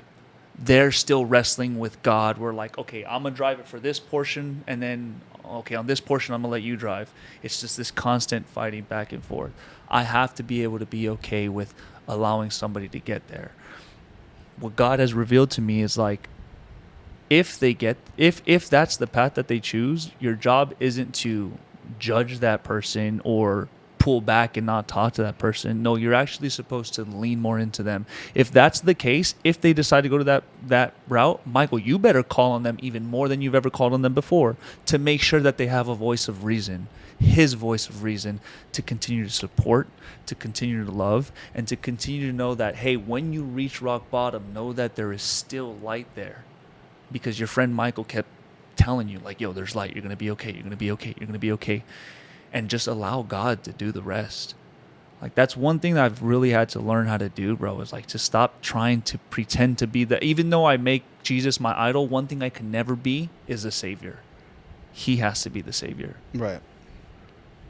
Now I want to ask you, because you speak about being a leader, and I see it. And I was in that same phase where I was like, man, like, this is rough. You know, mm-hmm. What do you believe makes a great leader? I was thinking about that on the drive today. Accountability. Well, first and foremost, let me get it out of the way. Anybody who follows God, because he's the ultimate leader. But on a more practical sense, right? Accountability. Discipline. A man of his word. Actually, at the top of that list, a man of service. I think the greatest leader is the one who, like how Jesus says, the least is the greatest. So even though your position of leader, I don't eat until everybody on the team eats. I don't get a taste of the glory until the last person on our team gets a taste of that glory. Then I follow after that person. What about you? Yeah, that would be. I think the only thing that I would ever think about when it comes to a leader, because this world is so different, and leader is kind of different in every household and organization, but the only thing that a good leader needs is humility. Only thing. Without humility, Amen. without the general concept that you are not greater than, and you can come back to yourself and say, I'm not bigger than any program. But in order for me to bestow upon some type of positive enlightenment to the people that are around me and look up to me, is I need to be able to realize and humble myself and say,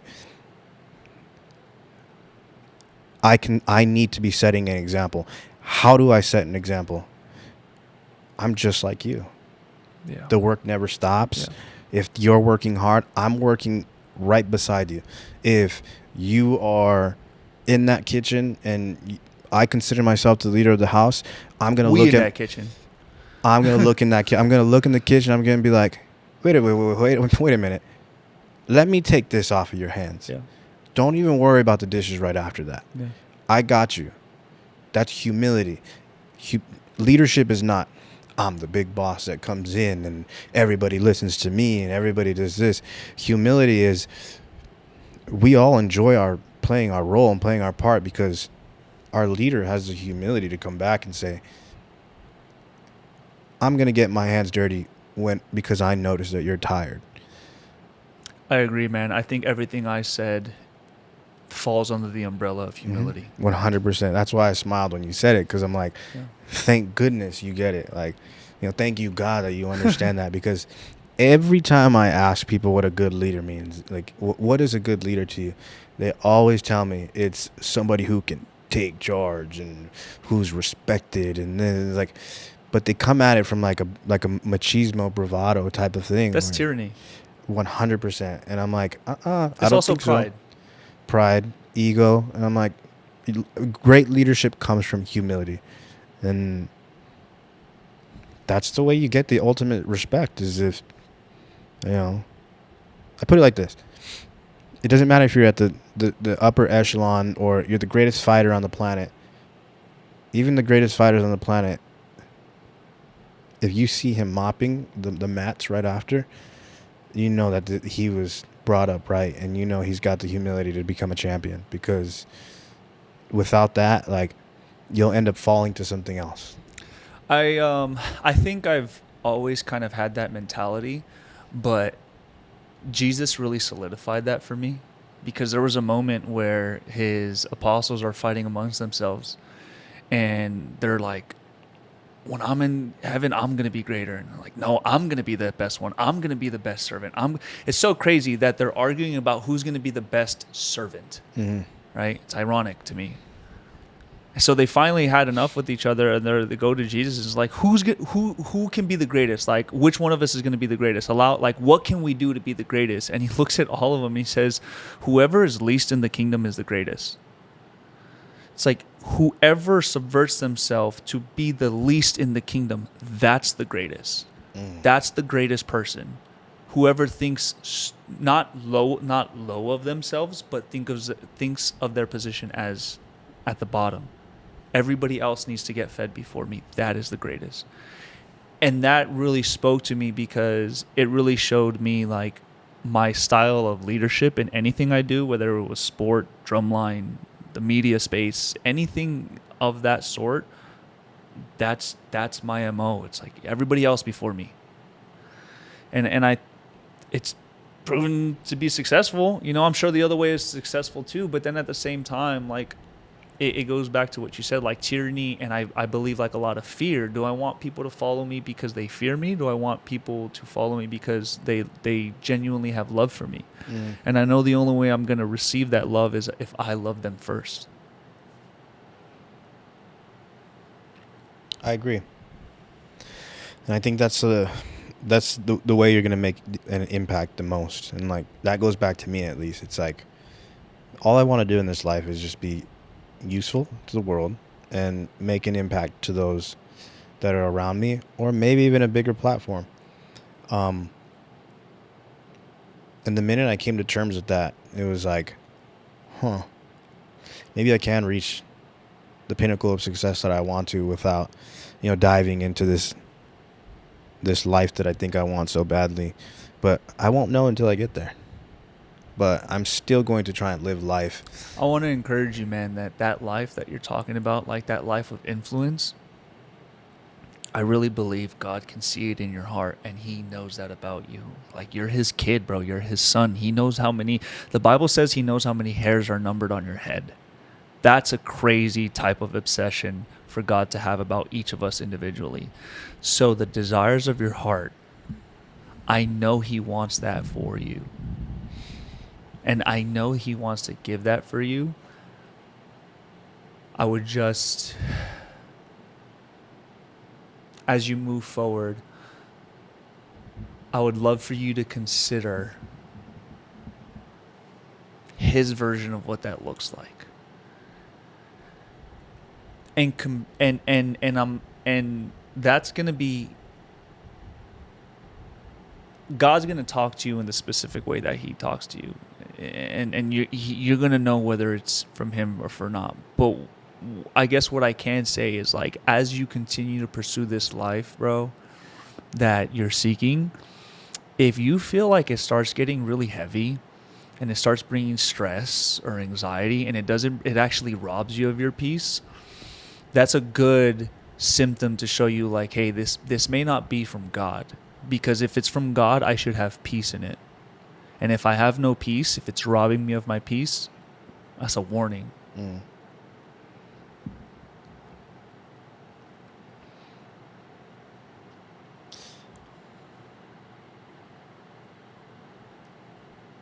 One of these days, I'm gonna pull up, right? And you're gonna hear this like loud roaring engine, right? And you're gonna come out and you're gonna be like, "Huh, you really did get the Ferrari? Did it make you happy?" And I'm gonna be like, No, I'm not saying. I'm gonna say, take me a ride first. and I'm gonna be like, look. Before we go on this ride, right? I want you to see something, and I'm gonna show you. There's gonna be a Bible verse or a Bible quote on the side of the Ferrari, and I'm gonna tell you this vehicle that you're getting in is it's a vehicle that was forged and acquired by a stronger will to live rather than some crazy things and some maybe necessary evils. And I'm going to tell you, maybe both things can be true at the same time, And the Ferrari is obviously just the object metaphor for it, right? But I honestly do believe that there is a place for both. There is a place for both extremes. I agree. I don't know. I don't know if God has a Ferrari for you. Maybe he does. I think what really matters is just how you got it. Yeah. And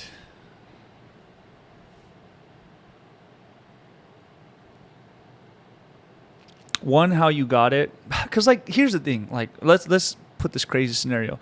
What if there's a philanthropist who is a God-fearing man who owns a Ferrari, but he's in a position where he can have his Ferrari, but he also tithes and gives to the churches of the world and does philanthropy for God's people? Does that man, like, you know what I mean? Or do we judge him for the Ferrari, or do I say, like, I don't. Right. I personally say, like, yo, this man does so much good. If God allows him to have a Ferrari, that let the kid have his toy. He's still a kid to God's eyes, and he was blessed enough to have that toy. In the same way that God blesses me to have these 3 cameras, right? Like, I didn't get these cameras off of my own will. Like, God blessed me with these 3 cameras. But what do I use the cameras for? I use them to record this podcast to bring him glory, right? But to me, that's a Lambo, that's a Ferrari, and that one's I don't know, McLaren to me. I was just about to say McLaren because that's my. I really want to move Yeah. McLaren.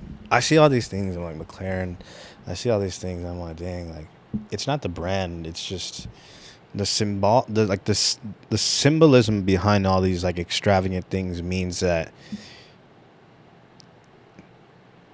that's that's that dude. Like that's that guy right there. That's the man. Like he took all the risks when nobody else wanted to. And then you look at it, that's all I want is I just want everybody to look at my family and be like, huh, like he boasts about giving more than he does about receiving or purchasing. And obviously they're gonna know like I have a Lamborghini or I live in this nice house or whatever, but you will 9 times out of 10, 90% see me giving more than I'm, taking and showing off. And that's all I want. That's all I want. Damn, stop calling.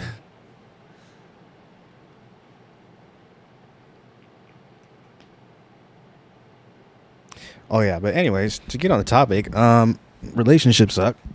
That's why I don't do them anymore. No, I'm kidding. That's not a relationship thing, but yeah. Well, what are you learning in your singleness now? Because you did mention that typically you're always running to the next relationship, and this time you decided no, like I'm gonna spend some time in my singleness. I've never given myself that opportunity, like I've never. It's important. It's very important, and I think I won't sit there and like lie to everybody and be like I don't want a relationship and I don't want marriage and I don't want kids. That's my MO. That's the goal, but it's not working. Like at least the path that I'm going on or the things that I'm trying or the women that I'm attracting, it's not working. I can become this version of myself that would be suitable for a woman, and this is the guy that's gonna work. And you got to become this for a woman in order for it to work, but it's just not working. And when I lost my relationship, I told myself, I took a vow. I was like, at least for the next 5 years, I'm not even going to waste a woman's energy and time with the idea of being in a relationship if I'm not the kind of man that deserves one. And am I deserving of love? Of course. But I know from experience that it's just not working right now. So maybe I need to spend some time in my lonesome, and maybe I need to be alone and speak to myself and talk to myself and allow myself to experience these things and do this and do that and seek, read my Bible and, seek these new physical adventures and do all these different things and try and impact others in a different way rather than trying to be so stuck on a relationship. And ever since I made that vow, life has been beautiful. I don't think about texting back a woman and being like, "Oh, I'm sorry for not texting you back today. It was a busy day." I don't think about, what she's doing at night or how can I be toxic or this, that. It's just I'm okay with going to sleep by myself and waking up by myself. And for the first time in my adulthood, actually in my entire life, I've never felt like that. Because I just think relationships are not pointless, but they are a selfless thing.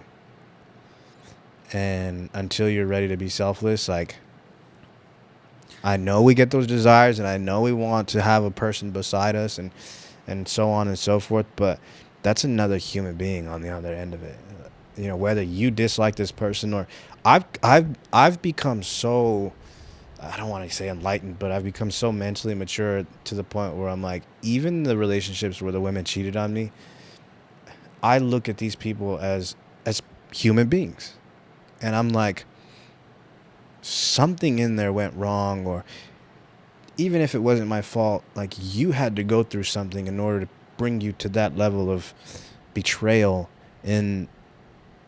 Or maybe I did something so bad to you where you felt like you had to go through such a dark path. And now I'm like, like I can't take these sparingly anymore. I can't just sit here and just like I'm going to get into another relationship and, share my entire life and spirit with somebody when I don't even know what I'm going to be in the next 6 months. See, even that's maturity right there, man. Like knowing that about yourself, that what you want in your life right now, you can't bring somebody along with you, because now the percentage of that life that you're pursuing might diminish simply because now you have to consider somebody else. Mm-hmm. And I'm proud of you, man. I'm proud of you for taking that step. I'm proud of you for choosing to be okay in the singleness. And I think it's so important for so many who are listening, who are going through the same thing, for them to hear how so many more perspectives and self-therapizing has happened by you choosing to stay single. Because if you were to choose to go to another relationship, what you just described, I don't think you'd be able to get to that point, because now you're distracted with the next relationship. And so this singleness that you have going right now is so important for you, especially with your therapy, because I know this from myself. Before I decided to take that same pause that you were talking about, I realized what Michael was doing was he would become a chameleon depending on the relationship he was with. What is this girl like? What doesn't she like? Okay, I'm going to be all that. Doesn't work out. What's this girl like? What doesn't she like? I'm going to be all that. Yeah.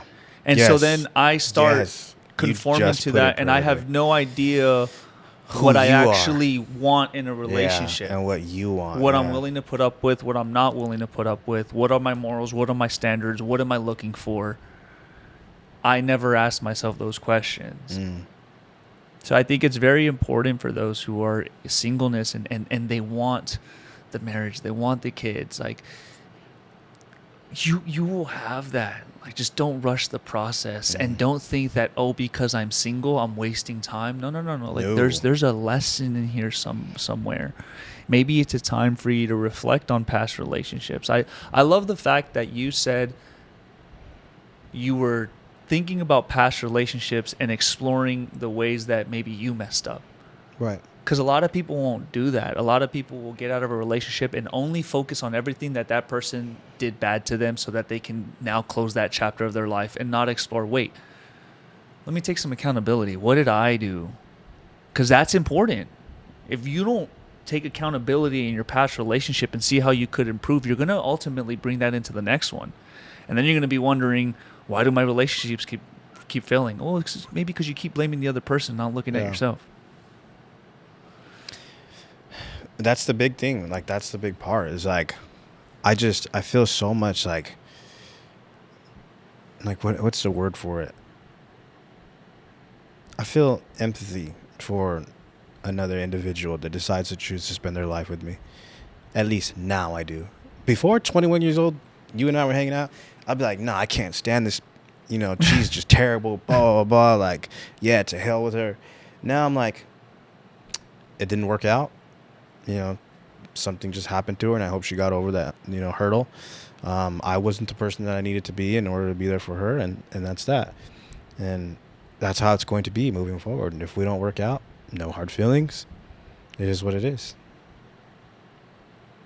That's maturity, before, when I was 21 years old, 22, 23, hell, when I was 26, 27. But something had to stop. And right now, I promise you, like, it's just this weird feeling of clear-headedness where this needs to be done.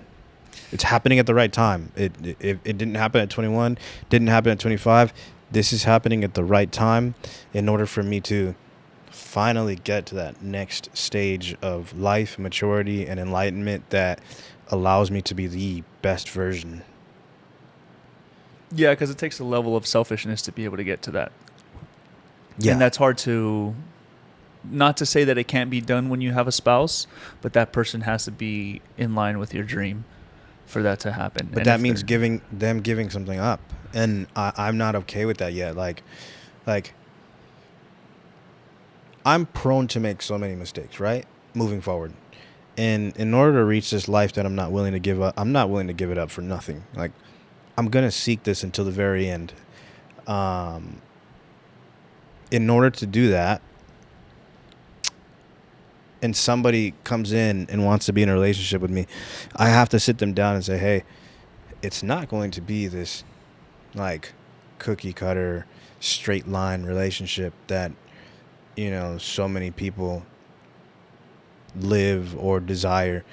I'm going to make plenty of mistakes. Maybe I might not betray you and cheat on you, which is true. I'm not that type of person, but I'm going to make many mistakes that might make you look at me differently and say, hey, is this the man that I met? Or is this the guy that's going to hold his word because, you know, now he's in this phase where things aren't going right for him and now he's different from when I met. He's not charming anymore, you know, and I don't want to disservice a woman and put her through that when I can just take the time to become the version that I need to be. You know, like, I know that I'm going to reach it. It's just either going to take time or it's going to happen when I least expect it or at a moment's notice that I don't control. And only then and when that happens, you know, then I'll start thinking about it. Then I'll start having conversations. But I take them very seriously. At least now I take relationships, I take kids very seriously. I think, you know, marriage is probably the most sacred thing in the world. And I like to have like this negative connotation about it where I say like love doesn't exist, but I'm only joking. It's just true love is very rare. And I know that you and your wife have true love because I see that, and I've listened to the way you guys talk to each other on this podcast, and I'm like, huh. It exists because not many people, the way you speak to your wife and the way your wife speaks, not many people are able to have these open discussions and open conversations. Those are so awkward. But you guys speak to each other like you've accepted each other. Here I go with God again. It's okay. It's what is the podcast called? Godly Gains. Exactly. So I used to have a real bad outlook on love as well. I was also okay with not getting married, which is strange because like my mom and my stepdad, they got married, but they were together for like 14 or 17, damn near 17 years before they actually really got married. But to me, they were always married, you know. But when it came to the whole thing of marriage, I was very anti, because I was like, what if it don't work out? It's always unfair for the man. Like when it goes to court, right? Like I was looking at all the reasons why to not get married. This camera's about to go out, guys, so we're probably just going to stick to this wide camera for the rest of the pod, which is fine.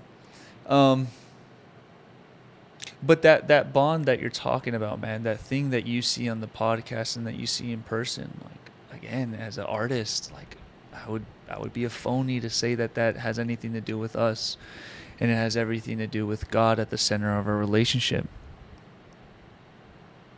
When Naomi and I first started dating, she made that very clear to me that God has to be at the center of the relationship. I didn't know what that meant, but I was like, okay, well, let me see what that means. I'm glad that she didn't leave me simply because I didn't know what that meant. Right. She could have totally been like, oh, no, you're that's a lot of work for you to understand that. I'm gonna go find somebody who knows what that means. Yeah. Right? So I'm very grateful for her for sticking around. And I'm grateful for God to allow me to see what she was talking about, which makes our marriage so great, because he also could have said, nah, this ain't the one for you. This was just the seed to get you to think of me, and then I got somebody. But I'm glad because I love my wife. I love Naomi. She's my best friend. She fine, and I'm all, you know what I'm saying? Like, but like I'm madly in love with Naomi, like in so many different ways. Like just her small little mannerisms that she does. Like I'm head over heels for her. But knowing my history, when I'm head over heels over a woman, I will lose myself and become a chameleon again. But God being at the center of a relationship, man, has just completely changed the way I see relationships and the way that you say you now see a very seriousness in the relationship. her and I have difficult conversations. Her and I fight. Her and I a lot of times don't agree on things. The way she would do something is not the way that I would do something. The way she was raised is different than the way that I was raised. But when we made that declaration of putting God at the center of our relationship, it did something, at least for me, and I'm pretty sure it did something for her. It allowed me to not talk to my wife in a way that is foul, that most couples do. You know, when most, or not most couples, let me rephrase that. Typically, when couples don't have God at the center of the relationship, when they argue about something, it gets very heated and emotional. And then they're not even arguing about the original thing that they were talking about to begin with. Now it's this whole hour-long conversation about like, well, your mom said this. It's like, how do we even get here, right? But having God at the center of a relationship has really helped us because it checks us on how we talk to each other.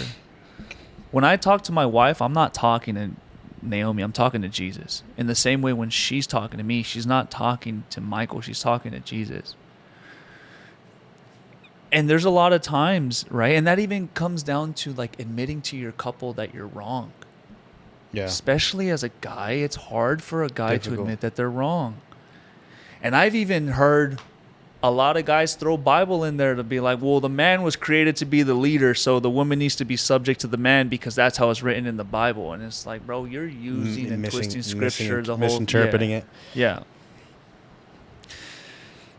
You know that in the Bible, actually, like, there's more positive like connotations and like reference of how God desires women to be more independent. What do you mean? Like, I can't remember like the actual. I've actually read this in the Bible where it's like, where it speaks about women being more independent and more. Man, there is a specific quote that I really want to look up. But it's like, okay. Anyway, what I meant to say, like, get to was, like, men always interpret like this weird ideology where, you know, they're like super machismo, and then if, you know, quote unquote, they like to follow the Bible, but they don't live it out. More times than not, they're not living it out. They misinterpret and start living life differently towards women because of that. And it's like, women weren't put on this earth to be slaves and subservient and just like, hey, shut up, go in the corner and do this and that. Like, it's not that. It's just you're completely misunderstanding what it's saying.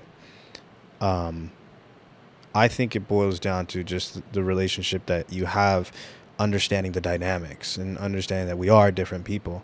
But we speak different languages. Men are very logical and analytical. Mm-hmm. Women are very emotional and very mature in that aspect. Yeah. And I don't think it's ironic that that both lack what the other speaks. Yeah. Right? Women sometimes, because they're emotional, can't have logic. Sometimes men disregard the emotion because it's not logical.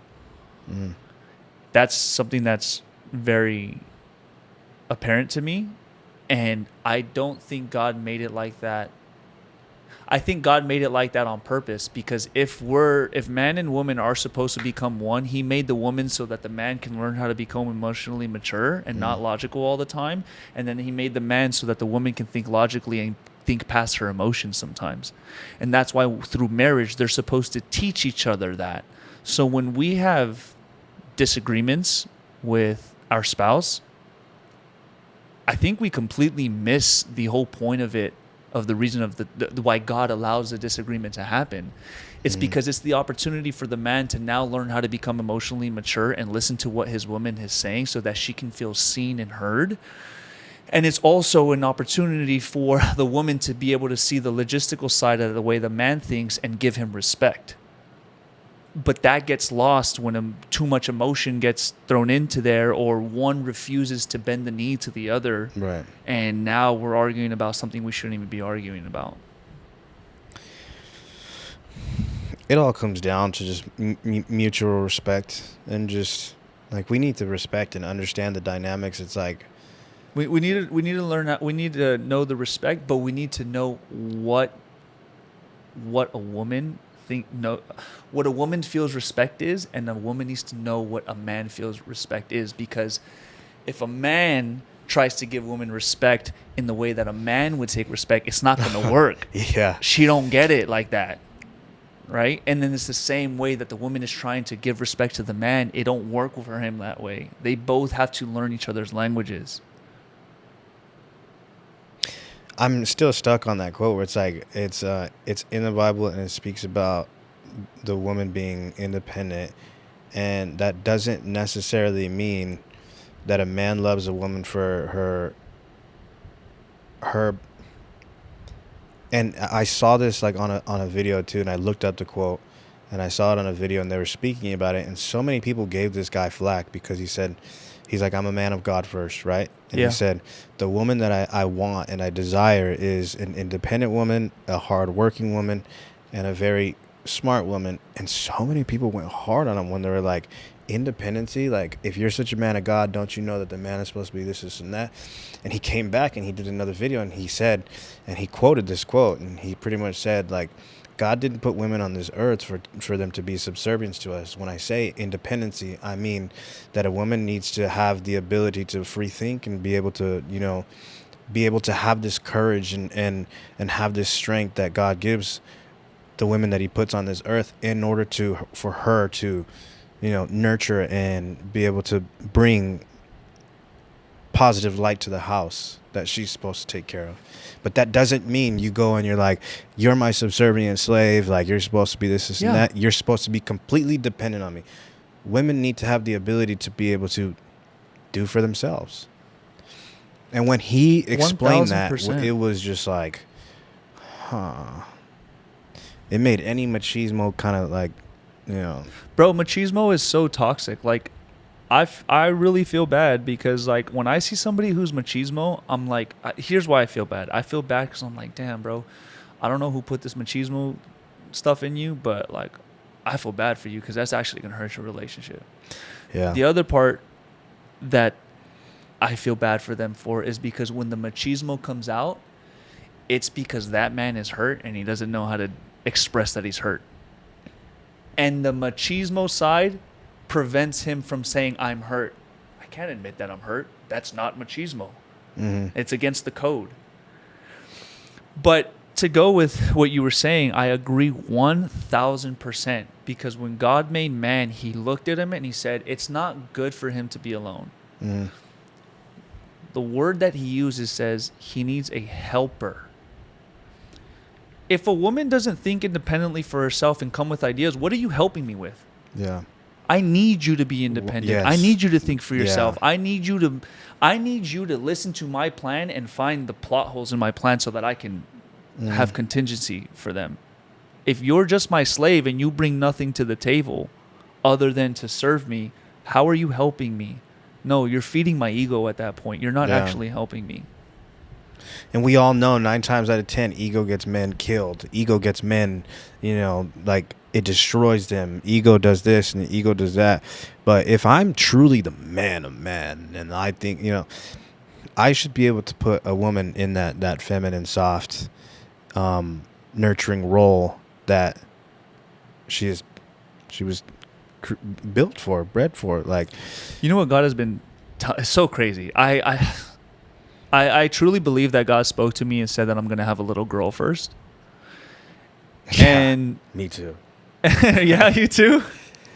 Yeah. Yeah. But what he's also shown me with my wife, and anytime I feel like a grievement of the Holy Spirit, it's because I said something to my wife in such a terrible way where I hear God say, like, you gonna talk to, that's how you're gonna teach your daughter? You gonna talk to her like that? And it's just been like so eye-opening to me because, like, I've been noticing lately that I never ask Naomi for anything. I tell her what to do for me or get me. And that has been bugging the crap out of me. I'm like, what? Stop telling her to get you a cup of water. Ask her, babe, can you get me a cup of water, please? instead of just saying, and I'm not even saying it in a malicious way. I'm just saying, can you give me a cup of water? But even that is bugging me enough for me to be able to like rewatch what I say. And the reason why I think God is like, this is what God told me is so wild. He said, you need to watch how you speak to women in general. And you need to learn how to speak to women in general, because if you don't know how to speak to women and use your wife and the women that are in your life right now as practice, you're not going to be a bad father, but that's going to come bite you in the butt when your daughter turns 18 and she brings a boy home and you see how he talks to her. Yep. And you don't like that, and God is going to be like, that's because you talk to your daughter that way. And so she thinks that's okay. Mm-hmm. So either you nip it in the bud now and don't wait for your daughter to come here for you to learn. I gave you a wife to practice with right now. Practice with your wife. Like, clean yourself up with his guidance, obviously, of course. It wouldn't bug me if it wasn't for him telling me that it bugs him. But that's something that's been on my mind when it comes to like understanding women. And now the way you speak and you say that, now I hope it allows you to understand me from our earlier conversation when I say I need to go through so much more sacrifice and necessary evils in order to influence in such a positive way, because I'm not taking this lightly. I see, if I would be so disappointed and hurting myself if I ever saw my daughter allowing another little like funky kid, funky dude, boy, 16-year-old boy, talk to her and think that's normal. And I'm going to sit down and I'm going to say to myself, that's because I didn't, there's something about me that thinks it's okay. Like, she thinks that's normal. That's how it is. No, I think when I have children and when I get married, I want to be experienced enough in a specific way where I can come back and have those conversations, or I can lead by example, because I don't want to be, 35 years old or 40 years old and I have kids and I'm like, dang, I never got that Ferrari, but I know that mode that I have to get into a Ferrari. And then when I'm 45, all of a sudden, here's some 16-year-old kid or like 13-year-old boy being abusive to my daughter. And I remember that mode that I was in, when I wanted X, Y, and Z. And I see it in that little boy and I'm like, oh, man. So that's why I say, like, I'm not ready yet. And I think about this a lot. And I do want that. Like, when you say God did not put man on this earth to be alone, like, it's true. I'm not going to stray away from that. I'm not going to completely cut that out of my life. But I also think these are serious things, like relationships and marriages and, this commitment that we have towards each other. It's a serious thing, and we shouldn't just sit here and be like, I'm just going to go find a new one. Like, I consider, like, those things to be very, very powerful commitments. And I don't know, I just don't want to do it. I was talking to, like, a woman, and she, like, went to the gym, and she was so smoking hot, like, incredible, the most beautiful face, the most insane body. And I was like, I'm just gonna go talk to her. And I added her on Instagram, and I just remember her entire life was built around Christianity and faith. Bible verse inside the bio. And I said, I'm not going to disrespect her by wasting her time, giving her these, like, compliments in order to fulfill my lustful desires. I'm not going to, spend this time with her because I know that I'm not the person that she needs me to be. And that would be me doing her a disservice and putting her back in her faith. And that to me was like, and I told my therapist about that, and she was like, from when I first started talking to you and I met you, you have become such a different person. Like, you had conversations with me about women that it seems like that version of you when I first met you would disgust you.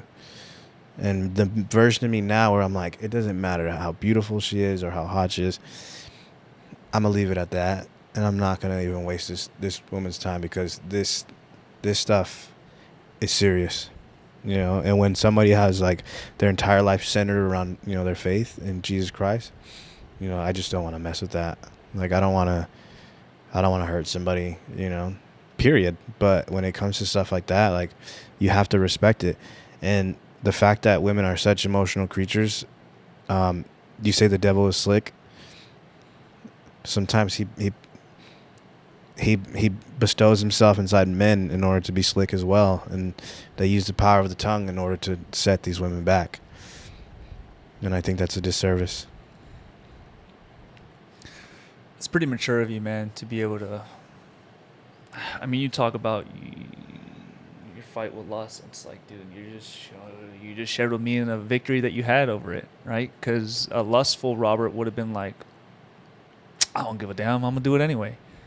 But the fact that you don't, right? You decided to be like, yo, I'm not even going to. You pretty much said, like, I'm gonna let this girl forget that I even exist and not even message her on it. Like, we follow each other on IG, but we don't really talk like that, right? Because I can't be that chameleon now. Is this 6 years ago, 5 years ago, 4 years ago, hell, 3 years ago, maybe I would have done that, and I would have been, you know. But I can't be that chameleon anymore. I do want to share something with you, though, man. Like, when that time comes when your heart is ready to, you know, find somebody, and let's say in this hypothetical, at that point you stumble upon somebody where, like, they do have faith, right, and they're strong in their faith. You might inevitably be like, this might not work. I don't want to waste their time. When Naomi met me, I didn't believe in God at all. She did, right? And the Bible talks about this. Like, Paul talks about this in one of his letters. It's like, don't divorce somebody if you're already married to them and they're not a believer. How do you know that God won't use your testimony to make them see him for who he is? And that rang true for me. And my homie Oscar talks about this. I love Oscar. I bought his camera. Oh, did you? Yeah. My homie Oscar talks about this, right? He worries that, like, what if he had brought this up to me? What if he ever dated somebody and their, like, faith wasn't as strong as his, and he noticed the same thing in the Bible, that the same message came across? It's like, what if God uses you to bring them closer to him? Not because you have any power, but simply because the way they see you live your life. So in the same way, I can totally see God bringing a godly woman to you. I want that.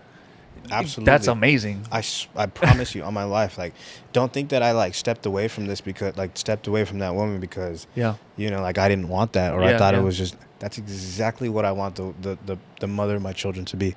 I promise you. There's a woman right now that I was like, I think this woman is way out of my league because of how tapped into her faith that she is. This is a completely different one. But I'm like, that's exactly what I want. And I can tell you exactly what type of life I want, what type of marriage I want, what type of environment I want to raise my kids around, you know. I could tell you exactly what I want. And to be quite honest with you, until I find a woman like that, like, I won't even bother. Now, that's not to say, like, I'm still human. Like, I still talk to women. I still go out and be social, and, you know where I'm getting at. But it ends right there. Like, it ends after, you know, two people meet, and then all this other stuff, right?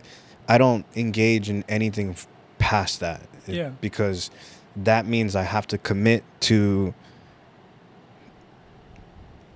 this individual, and I have to tap into something deeper if I want to keep going. But the woman, the mother of my children will be somebody like that. I would say that, like, in your journey right now, in your singleness, like, God is maturing you, because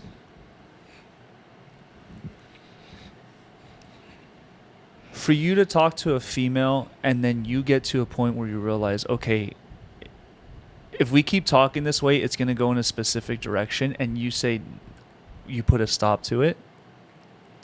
That's maturity, Robert. Like, you could easily fall into your temptation, especially as somebody who gets into another relationship. The fact that you stop it, I applaud you, bro, because that's the victory. Like, Well, I do. you're learning And how I don't to- mean to stop you or like interfere, but like I do fall into those temptations. Like if we're talking about like lustful temptations where we hook up or Yeah. stuff like that, but I look at it differently. I say this was an experience that was maybe a one-off type thing, but Robert, like you need to know and you need to realize that if this is going to be number 2, number 3, and you're going to continue to do this with somebody, it's a commitment. Yeah. And at that point, you're giving into like, It's like, what are we doing? what are we doing? You know, you're giving into that demon that speaks to you, and then you're going to end up into another relationship that, you know, They're ends called up soul ties, man. Yeah. Yeah. You tie your soul to that person, and now let's say you don't talk to that person anymore. I mean, just every ex that you've had, like you can be driving out of nowhere and then just start thinking about some shit that gets you riled up, and you're like, why am I thinking about this? I don't want to think about this. It's like, well, you had the soul tie. It's not up to your control. It's like that's the opportune moment that Lucifer has, right? Oh, you think you're driving in this this peaceful drive and you're good? No, remember when you did that?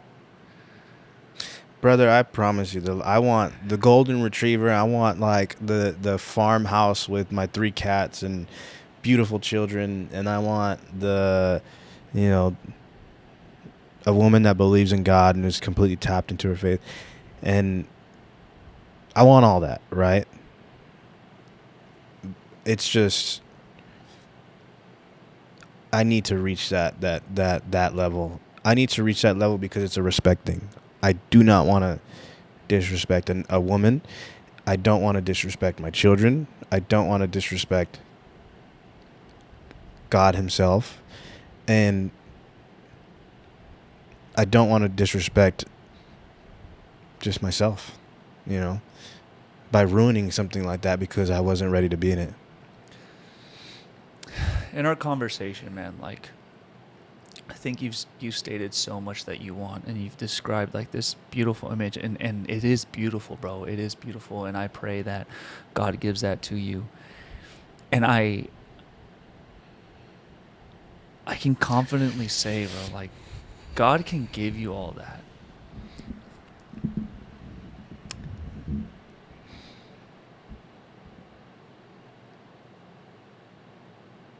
He can give you all that. But enable for all of that to be given to you. You talk about surrender a lot, the biggest sacrifice. The biggest sacrifice is giving him your plans. Like, sometimes, like, if God could talk right to you plainly, I would venture to believe that he would say, everything you want, I'll give you everything. But are you willing to get it? Are you willing to get all that in a way that doesn't look like anything you ever planned?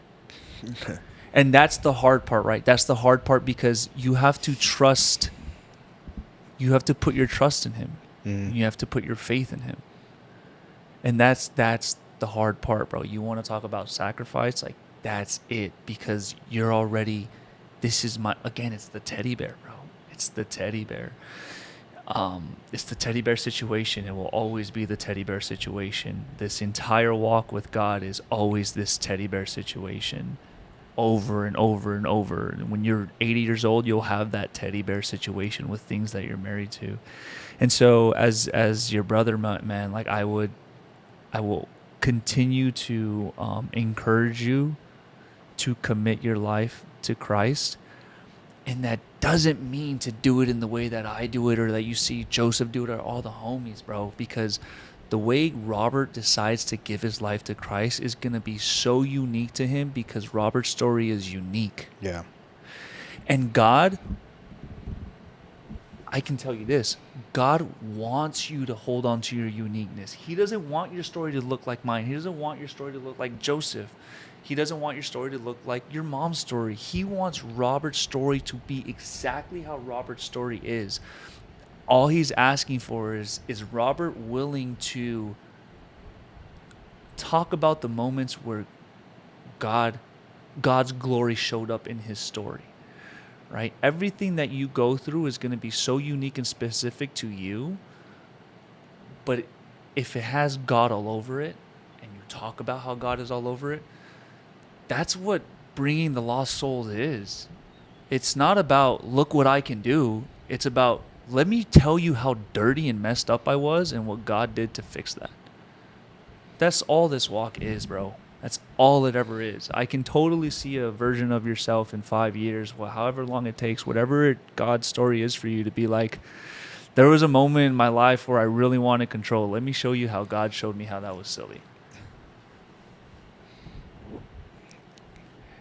I truly feel like I've reached a specific level, like at least a moment in time in my life where I'm like, I no longer put, and obviously these are just things that like follow along with it. Like, you know, we oftentimes have this relationship of like money and success being intertwined and in tandem, and obviously we want that, but I no longer like put a value of money like on the importance of my life, right?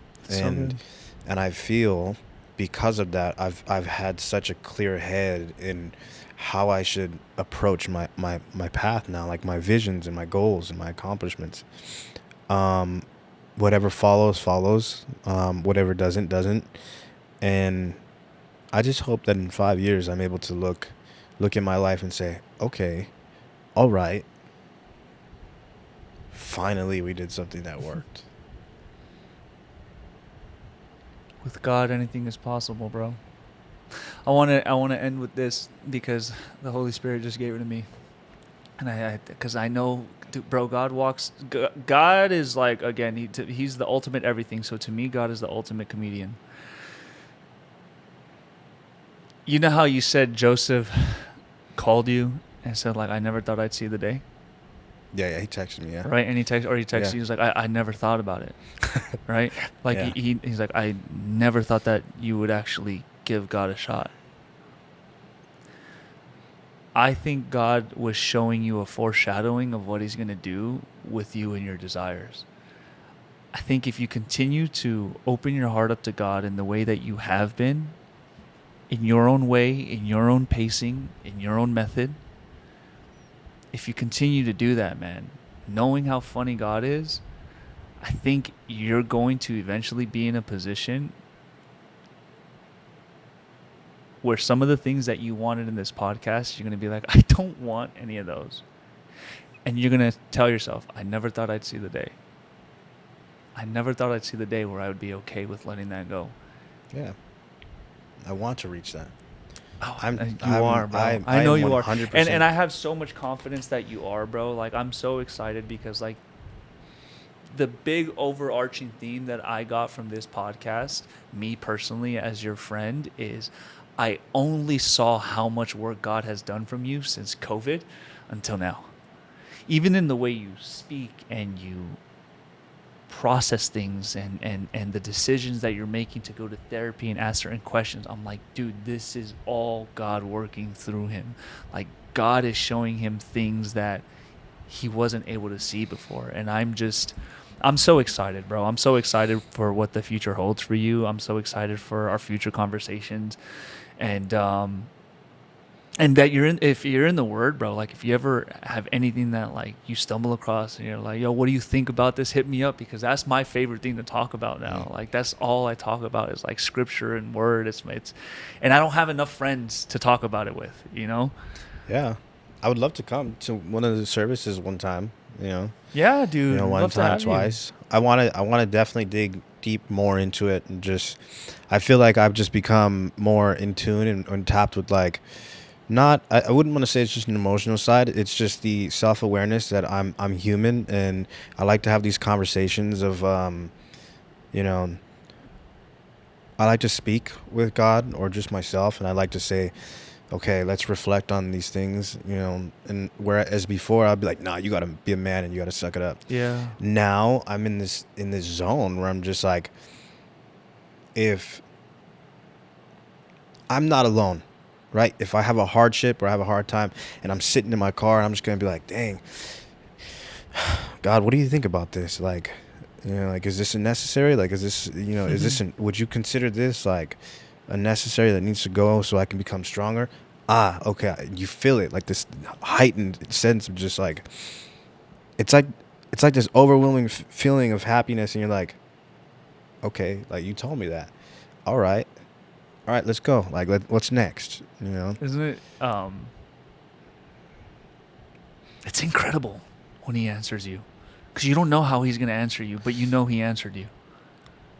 And if somebody were in that car with you and then they were like, what's the sudden change? You're like, I can't tell you what the hell happened, but I know God talked to me and he confirmed something for me.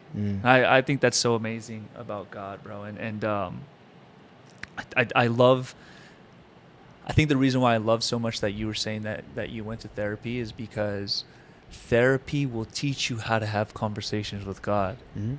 Like the questions that the therapist teaches you how to ask yourself, it's like now you can sit in the car and then use those same questions with God. And I love that you said that you're not alone, because I think both you and I lived a very long time believing and feeling that we were alone. Yeah. And oftentimes I still feel like that, but then I have to constantly remind myself that I'm not, you know? It's like that you can't do this alone, you know? And we're not alone. And that's why I urge people whenever I had a friend, an individual who was very suicidal, and I didn't believe in God at the time. I didn't. And they asked me for advice. Yeah. And for some strange reason, I knew at the time that I could not tell them. I can't give them some advice on telling, like, the way that I would be like, suck it up. Life is going to suck. Like, you're just going to have to go through the hardship and just be like, hey, like, bring it on, bring it on. For some strange reason, something came upon me and told me, you can't tell them that. And I told them, I was like, if you feel alone and you genuinely don't feel like you have me, or like you don't have people in your life and you feel like you want to end it all, I would urge you to turn to God. Oh, but you don't believe in God. That's crazy. And then, well, that does not mean he cannot help you. And I was like, huh. And I was thinking about that too just the other day. And I was like, we're never really alone. And I would urge people that ever feel alone, just, you need to find something greater than you. Because we're trying to figure out what's going on. Like, we're trying to figure out all these answers to make ourselves happy. And we're trying to, you know, get on all these antidepressants and all this other stuff. And I'm like, it goes back to control. We're always trying to control these emotions, but you have to give yourself to something higher. And, you know, I would urge people to really tap into that spirituality. Yeah. And if I can end it on a cliff note here, it was just, it's always beautiful to have conversations with, you know, just homies and just brothers. And I love what you're doing. I think it's totally different from what I do. Yeah. Because I'm a little bit more bold with the way that I speak and the things that we talk about. But it's beautiful to come onto your podcast and your platform and talk and say, and be completely, you know, out of my realm and say, I can be comfortable speaking to you this way. Because this is not how, you know, I was 2020 or 2021. Neither was I, man. And, you know, I wish you, you know, health, wealth. I'm jealous but more inspired by your marriage. I want to have something like that. So I think just you inviting me on this podcast in general is just, it's beautiful. And I hope when people see this, you know, it allows them to kind of tap into a deeper side of them and really allow themselves to be human. Yeah. Thank you, man. I want to thank you for coming on the podcast and being as vulnerable as you were, because you're right. Like, in this room, like, especially with the topic of what we're talking about, whatever the Holy Spirit guides us to talk about, like, we do become vulnerable, you know, and we are pretty much putting our business out there, you know, and that takes a lot of courage. It takes a lot of humility, as you said, and I just want to thank you, man, for being on here. This is actually the longest podcast I've ever done, even that's including with Naomi. We're going on 3 hours now, Wow. which is wild. It didn't feel that long, but yeah, man, I'm just so grateful that we were able to sit down and talk this through, and I just feel so much closer to you than I've ever felt before, as a brother and as a friend. And I think you've given me a lot to think about as well. And I think overall, bro, I'm so excited. Like, I am so excited because I was able to, God showed me the change that has happened in you. And he also showed me how he's been active in your life. And I'm just excited. Like, I'm just excited to hear your testimony. I'm excited to hear what our Heavenly Father has done with you, man, and for you to come back and share eventually. And I'm gonna continue to pray for you, bro. I'm gonna continue to pray for you in your singleness right now, and I'm gonna continue to pray that ultimately, like, that surrender part, bro, like, God gives you the strength to surrender, and for you to be okay with, like, I don't understand your plan, but I trust your plan. And even though I wanted this, if you ask me to let it go, I'll let it go for you. You know, it's crazy. I'm going to Ibiza, right? Okay. Maybe I'll meet my wife in Ibiza. And I'll come back to you and I'll be like, look, we both needed God. And she's going to be like, you know what? I was into God, but I wasn't crazy into God. And maybe I'm like, maybe I didn't need a woman who was already into God. Maybe I need somebody that could tap into it and learn at the same time. And I'm like, maybe in Ibiza you don't just get partying. You never know. And that's why I say, like, you never know when you're truly going to find the things that you want, you know, or they might come in the most sporadic ways. Like, obviously, you might not meet her at church. You know, I might not meet her at church. Maybe I meet somebody when we needed each other the most, or we needed to tap into that the most. Or maybe I'll reach Ferrari status or buy this big fancy house in a way that maybe it's not from law, or maybe it's not from a podcast or a business. Maybe it's just completely different, and I'll never know until I reach that. And, you know, I really appreciate you being able to give me this time, this vulnerability, because it's usually so structured, and we don't always get to be vulnerable. Actually, a lot of people don't at all. And I feel like vulnerability is just the only thing that they need to do. So I appreciate you. Let the people know where they can find you, because I know you have a podcast. Yeah, my podcast is Super Secret Internet Club. You can find it on Instagram, YouTube, TikTok in the same way. And then if you want to follow me, it's Frausto Robert, Frausto Robert, on all platforms. Bro, thank you so much. Yeah. Come in. Of course. All We right. got to, like, get a workout in soon or something. Dude, absolutely. We'll do an outro quick. All right, guys. Thank you guys so much for tuning into this very long episode. It was awesome. Really got lost in the sauce of everything. But we hope that, you know, in our vulnerability, guys, that you guys were able to get a message through there. I hope that the Holy Spirit was able to speak to at least one of you guys out there, because even if it's just one person, like, that's the whole world to us. We love you guys. Make sure you check out Robert's podcast as well as his Instagram and his TikTok. We'll catch you guys next week. Go out and get your godly gains. You got to flex real quick.